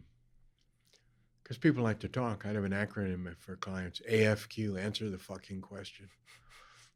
Okay. Ready? Yeah. Yes, you are. How did you know that Osho was enlightened? You know what I mean? I do. Like the evidence. It's an interesting question. Right? Okay. It's a question that gets asked a lot. Oh, it is? Okay. Oh, yeah.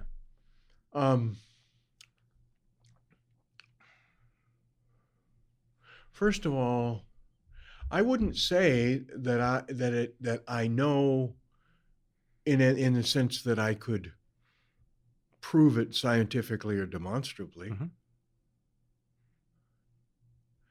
I think unenlightened people throughout history have gone in wrong directions an awful lot of the time, following people they believed to be enlightened who weren't. Indeed. Because, let's face it, if you're ignorant, you follow the bouncing ball. And there's lots of bouncing balls in the spiritual world.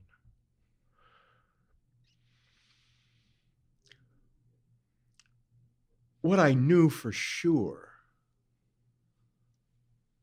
was that Osho was talking about the things that I'd always wanted to know about, that I wanted to have somebody talk to me about in a way that made sense beyond my ability to think or perceive. He was one of the most articulate men I've ever seen or been around. He was incredibly beautiful with his movement. He was. Just so beautiful. Yeah.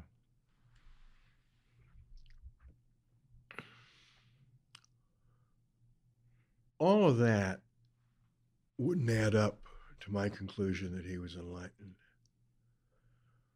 what made me experience him as enlightened was the space he held, the energy that came through him and into me, that expanded consciousness that you could feel. In a way, it was like, I've often done it.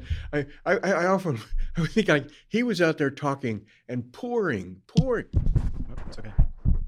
pouring into these colanders through which his brilliance and light was passing, but passing through.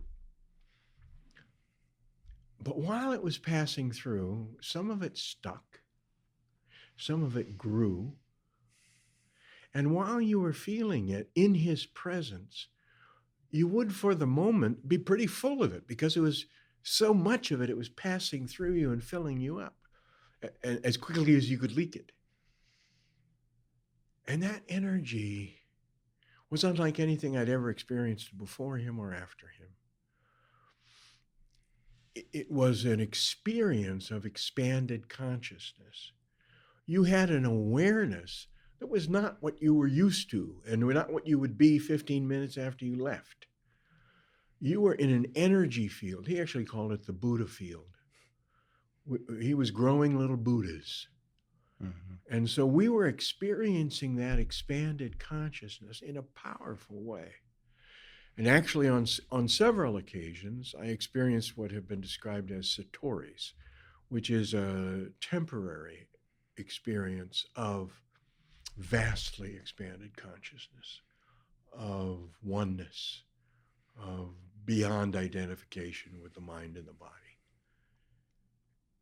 And I don't think it was an accident those experiences happened when I was sitting in his energy. All of that together, and he talked about, fundamentally, if you're going to talk about it conceptually, enlightenment is disidentification with the mind and the body. Right. But what that means when you are disidentified with the mind and the body, that everything that the mind and the body do to us stops, or at least we're not identified with it, which means that the energy of existence can come into us and fill us fully and blow us up and expand us, expand our perceptions, our consciousness, our awareness, vastly, vastly. And I experienced a taste of that several times. And I got, at least clearly, it was not an accident that happened because I was hanging around with this guy. There were a lot of people hanging around this guy for the same reason I was. They were having the same sorts of experiences. And he also talked about the state a good deal. Mainly, clearly, he wanted us to get enlightened, so he would talk to us about it, so we'd keep meditating, And he talked about the space and the bliss, spaciousness and the bliss and the light. And when he was saying it, and you could see him there with that light filling him, and you could actually see people dismiss anything they can't see or don't know. But people who dismiss that which they cannot see or do not know, cannot know much, if anything. Because we now know there's so much beyond our ability to see that exists. There's energies, there's all sorts of stuff that. Sure. And in fact, in doing some of the spiritual work I did, I saw some things. I began to see some things in terms of energy, light, that I was not able to see before. And so I would see this aura of light pulsating around him. And I didn't see it any of the other time, before or since. I see some light in people, some. But actually, I've gone back to hamburger and scotch, and I'm not as sensitive as I once was on that level. Hamburger. I was going to ask, were you all vegetarians? Then we were. Yeah. I was never a natural vegetarian. Mm-hmm. I always considered myself sort of a extended vegetarian. I only ate vegetables or animals that ate vegetables, or animals that ate animals that ate vegetables. Okay, but why were people vegetarians? what he told us was that heavy diet and alcohol and stuff like that deadens our sensitivity, and that if we wanted to maximize our sensitivity, we would not use alcohol or drugs or eat dead things. Do you still buy that about the dead Oh, thing? I accept the truth of it. Okay. But it wasn't an order, was it? I mean, I do what I want to do, you know. I guess. I don't have ambition to be enlightened. Well, I was going to say, so here's another fabulous paradoxes about the Rajneesh experience is that you drank, you had scotch in your room, in your house, and there was a bar, right? And a casino even, wasn't there at some point? There was. People drank alcohol, even though he sort of preached against it. He didn't preach. I knew you were going to correct me. He didn't preach. He told us how he saw things. Mm-hmm. And he made suggestions about what we could do if we wanted to move in a particular direction. Mm-hmm. And he talked about a lot of different things about that. But it's like, for me, I love him completely, and I've devoted my life to his work. Yeah. Like right now, the only real reason I'm still on the planet, or the only thing really that motivates me to stay on the planet, is to share his vision. I mean, I've been with some amazing women. I've had amazing experiences. I was with the most amazing master who ever lived, in my view. I had big-time practice of law. I ate the best food. I drank the best wine, and I still enjoy some of those things. But I don't have anything left that I want to have happen that hasn't already happened about me personally, other than sharing his vision in the way he asked me to. So you're writing a book now? Yes, I am. I am. I have been working on writing for a long, long time. But actually, since this thing came out, I've sort of shifted in a different direction. I was writing a very clear legal and political history of who did what and when, and the legality of it, okay? A lawyer's piece. Like a history. But even a detailed history that nobody with a lawyer would really get. Okay. For the future, really. I hope you still write that, by the way, because that's very valuable for a lot of people. Oh, it's part of what I'm going to do before I'm finished. Yeah. If I do, if it happens. That part of it is like 90% toward completion. But what I've been approached since this deal by literary agents to write a book. The book they want is a book that would be more widely read, would be a more popular book that would talk about what happened in Oregon and in a factual and present the law and the facts, but in a way that any interested, reasonably intelligent reader could follow and be interested in, whether they were a lawyer or not, and also to share the human part, what it was like being with him, what it was about, some of the things I've been talking to you about, and my experiences. And I'm interested in doing that for several reasons, and the primary reason among them, also, I haven't had much money for a long time. I'm just not motivated enough to make much happen. And the idea of having some money doesn't seem like a bad idea. But the main motivation is to share Osho's vision, as he asked me to do. And that is a better opportunity than writing sort of a dry legal political history, which I think is important historically and down the road, but now to reach more people would be this book. At least that's the idea. Yeah.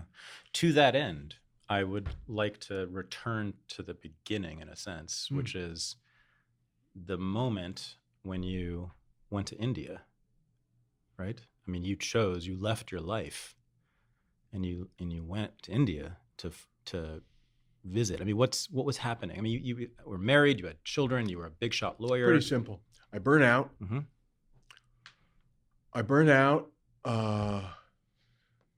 I was working way too hard for way too long. I was drinking way too much. I was doing a fair amount of the Bolivian marching powder. And it just became unsustainable. So like I said, I just said, okay, I got to have a break. And I took a leave of absence, and then that turned into me resigning my partnership very quickly. And I wandered around for a while. Well, what about your family? I had been divorced for about 2 years when I left the law practice. Okay. I was still close to my kids. Okay. My kids say, my daughters both say that we never minded you got divorced because we spent more time with you after you got divorced than before. That's been my experience with my son. Which was true because I was working right. my ass off and blah, blah, blah before. Yeah. And I got to know my kids then more. And then I think I told you at the beginning, I wanted to do something different. And I'd been meditating for a couple of years. I've been doing yoga and meditating for a couple of years. Okay.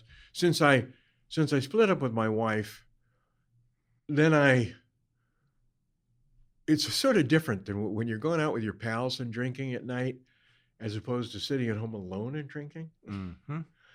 Been there. And I thought, this is not so good. I'm working my ass off. I'm drinking too much. So at first I got into yoga, then I got into meditation. And sort of inevitably, as that happened, I was drinking less and blah, blah, blah. Stopped drinking for quite a while. And so then I really wanted to, I knew I had to go back to work because I didn't have enough money to live on, but I was really interested in the spiritual stuff. And my pal had gone to India, come back a different guy, happier, more open. He had met Osho, gone to the resort, blah, blah, blah, came back. And so I said, and I still had some money left. I said, fuck it, I'm going to go to India and check this guy out. And I actually flew to India, but I flew into Delhi. And in flying into Delhi, I flew over the Himalayas, and I said, okay, side trip. I had to go up in those mountains. I used to climb mountains. Oh, yeah? Me too. I've climbed Shasta a few times. I wasn't really a technical climber, but I used to take heavy walks, hikes. So I said, I got to go to the Himalayas, and I'd heard, blah, blah, blah. So I went, spent a couple of weeks in Nepal, mostly walking in the Annapurna range out of Pokhara. Yep. And doing meditations with leeches falling on me. It was quite a trip with these very sweet little Nepalese guys who were, helping my guides, right? And then I came down and went to India and went to the commune. And I just knew there was just an energetic thing that I had come home. I was in the right place with the right people. Now, he was in silence at that time, which I had heard when I was in Nepal, and I thought was hilarious. Here I come for, all he got is to hear the guy. Right. And he's not talking. I thought, okay, there's a learning in this for me. So I got it early on that it wasn't about the words, it was about the silence. And I had such powerful experiences sitting there. I was like in the, it was like the Buddha Hall then was open air with mosquito nets, but it held a few thousand people.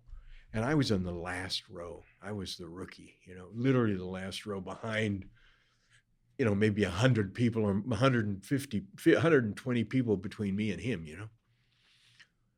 And the energy was so intense and so powerful.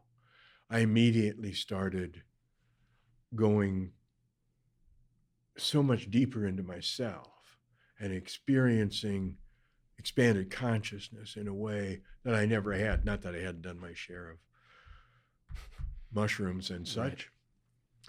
But it's different because it's totally clean and it's natural and it's clean and bright and different.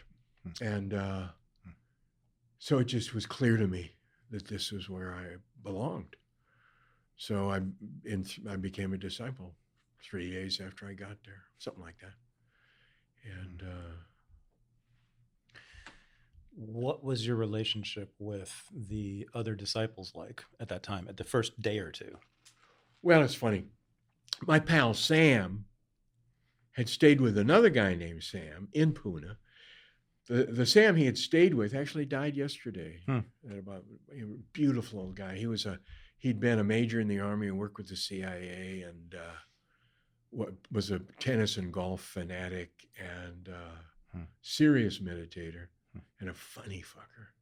Dirty old man, a real dirty old man. He really liked girls, and he liked them in volume.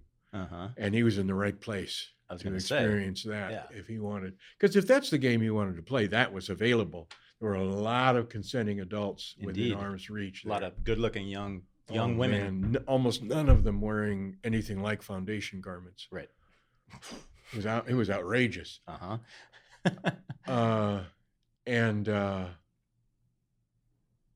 I got a room in Sam's house. And Sam had been a disciple since Osho started taking disciples. So right away, I was sitting, and Sam liked cheap Indian rum. He had a fondness of it until he died, I think. And so he and I would have a sip of rum together, and I would meditate in the morning, meditate in the afternoon, meditate at night. I was having these incredible experiences. And then, and other than that, I really didn't meet people much, because the whole time I was there, I was doing meditation programs. I was doing transformational programs almost all the time. I just threw myself into it. So people were nice, but I was the new guy, and a lot of people knew each other. Back then, people would go and stay as long as they could stay. The majority of the population would be there most of the year, most of the time. So they all knew each other. I didn't know anybody.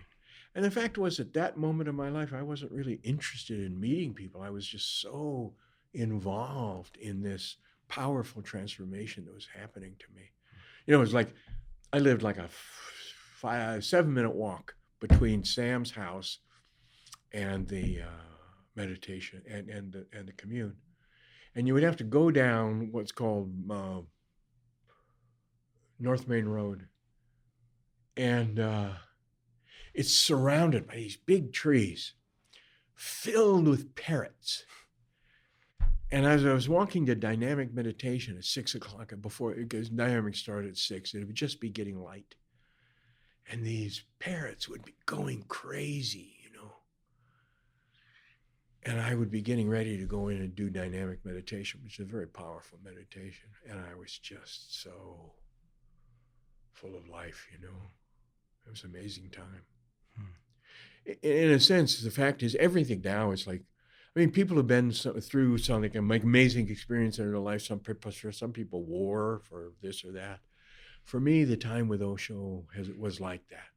Everything is measured from before and after him, being with him and alive. And it's like the difference between, relatively speaking, between technicolor and black and white. Yeah. Did you talk to him directly on that trip when you were there? Oh, no. Right. No, he was in silence. I never spoke to him until I came to the ranch. And he wouldn't have spoken to me then, except I was the new hotshot lawyer. So where was the love? You experienced love? How? From him? From his teaching? From his presence? Love is an energy. Energy. Yeah. Love is an energy. Love is a power. It's at the highest level. At the highest level, Osho has said, and it's my experience, at the highest level, love and consciousness and silence and emptiness are all the same thing. It is an immensely powerful, energetic experience of light. And you could call it bliss. People call it bliss. Of being at home, of being all one, with no negative thoughts or any thoughts, no ambition, no desire, perfection in the moment, without time. And that's what I experienced sitting with him. I still had my own thoughts coming and going, but in moments when I was between thoughts or between this and that, I experienced that in his space because that's who he was. Home. At home. Mm-hmm. And you'd never felt that before. No. You could always get hit at home, couldn't you? Well, it's like in a sense of it's all of those words. I'm trying to describe something that's beyond words. Yeah. It's a sense of Sure. a sense of being in the right place. Mm-hmm. Beyond any question or thought. A sense of being safe and safe, but not just the sort of emotional, psychological contentment or less fear that we experience, in a very ultimate way, that I was at home in my essence, in his essence, in the ultimate essence. I was in the home where there is no me and there is no him and there is no you and we are all one and there is nothing but light and bliss.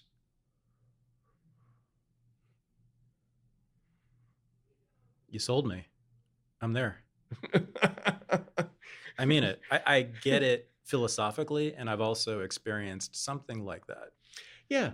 Most people have experienced something like that. Yeah. We have moments, like sometimes when we're in the total bliss of making love and we lose ourselves, or we're on a high mountain and there's a moment where it's fully silent and you're not coming or going. No, not for me. It was when I was meditating, as a matter of fact. Okay. Well, then that's I meant it. I really know what you're talking about here. Okay, that's the real deal. Yeah. But even when you're meditating and you experience that silence, because I experience that silence and peace quite often now, Mm-hmm.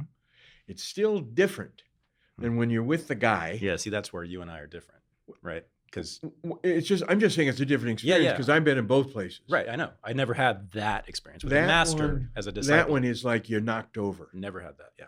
No, but that is where that place you're at is a glimpse. Okay. It is a glimpse.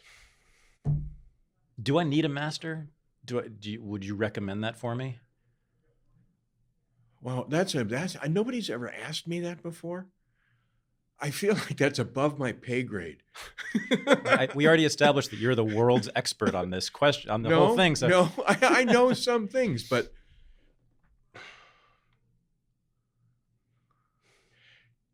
can I respond to that honestly? Please. Just tell you. Please.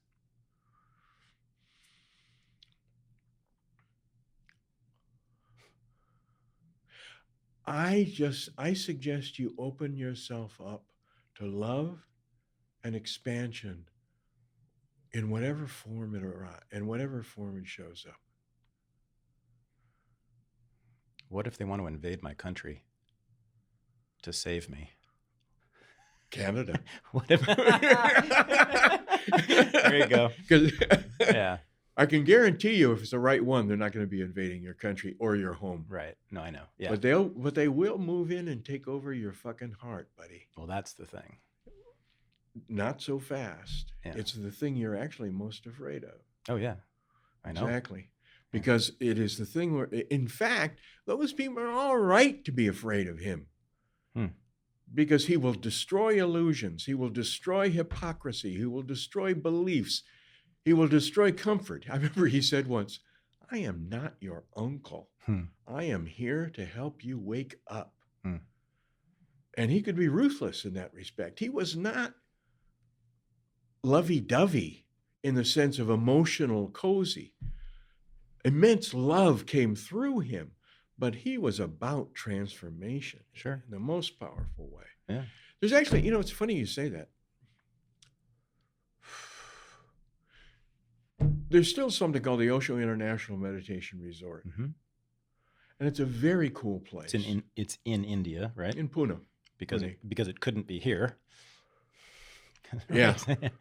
Well, today, if somebody built something like that and the guy was dead, maybe it could survive. It'd be interesting experiment, but yeah. It could happen because it's alive masters that are threatening. Dead masters, they co-opt and turn into their own hypocritical bullshit. Right. But it's still beautiful. There's a big meditation hall, good vegetarian food, 3 coffee kiosks, a bar, Mm-hmm. and all the meditation you can eat. Yeah, I bet. It's a cool place, and it's not real expensive. Yeah.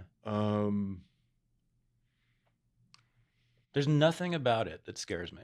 About then you haven't everything I know. Then you haven't looked deeply enough. Okay, no, yeah. Aha. Because it is scary, man. Okay. Maybe not right now, Mm-hmm. but I have to tell you on a deeper level, if there were not fear, you would have gone more deeply already. Maybe. The only thing that holds us back is fear. If there wasn't for fear, everybody would want this. Everybody would want this because it is our essence. It's because of fear that we held back. Yeah. When you start talking about my essence, knowing what my essence is, I get a little bit nervous. Well, let me tell you, your essence has nothing to do with any part of you that you think is you. Uh-oh. Here we go. Now I'm afraid. Your essence is energetic. Your essence is the oneness that you and I share. I'm not there with you on that either. The oneness, the sharing, the human. Well, in those moments oneness. when you were meditated and you felt vastly expanded, in those moments you would have had an understanding of it. It's not how I experienced it. I didn't experience a connection with any other person. It's not about connection. It's about being part of something larger than yourself. Yeah. I suppose. Not for me when I was meditating, but certainly I understand that the movement you were a part of, obviously, was something greater than yourself. You said you experienced love. But I'm talking now not about the group. That was a manifestation about it. It's the energy itself. Yeah. It's love. It's that shared energy of which ultimately becomes oneness. Well, I will work on being less afraid. Do what you want to do, man. I know. Apparently that's your religion. If I have a religion, that's not a bad phraseology. It's not a bad one. Yeah, and that's not a bad religion. It beats the hell out of most of them. I'll tell you that much. No, I'm kind of a fan of Rajneeshism, actually. I don't know if I'm going to join. But it can be misunderstood like as licentiousness. No. When in fact I it's get the it. ultimate responsibility. Yeah, I get it. Yeah, no, I get it. I like it. I really appreciate you taking the time to do this. Hey, I've really enjoyed this conversation. Like I said, I'm a loner. And I haven't talked to anybody at this length since I talked to the Way brothers. Yeah. I got a sense, I think, maybe this is why I did it in part, is that I got a sense you wanted to say more than what was in the movie. And that's for sure. Yeah. And by the way, it's an interesting thing, also an offshoot of this whole deal, is that I may be going around talking to people some. I bet. I bet you're a popular guy these days. So that may be in the future. We'll have to see. Cool. Good. I hope good things are in your future. I do. Thank you. Yeah, thank you. I really appreciate you for inviting me and having this conversation. This is one of the best. To me, I am so full of Osho. I am so full of Osho and love for Osho. It's like when Osho actually, it's funny, I don't mean to compare myself to Osho, but I've just thought of a comparison in a sense that he said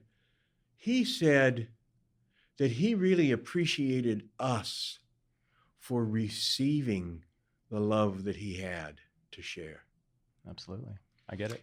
And I feel that. Yeah. Me being able to share what has been the most important thing in my life for most of my life is a great gift to me. And you've really given me a big opportunity to do that, so I appreciate it. Fantastic. Thank you. This was the Unregistered Podcast, and I'm Thaddeus Russell. To support the show and become a member of the Unregistered community, go to unregisteredlisteners.com. To purchase any of the Renegade University video courses or to sign up for the weekend in New Orleans with me, go to thaddeusrussell.com/courses.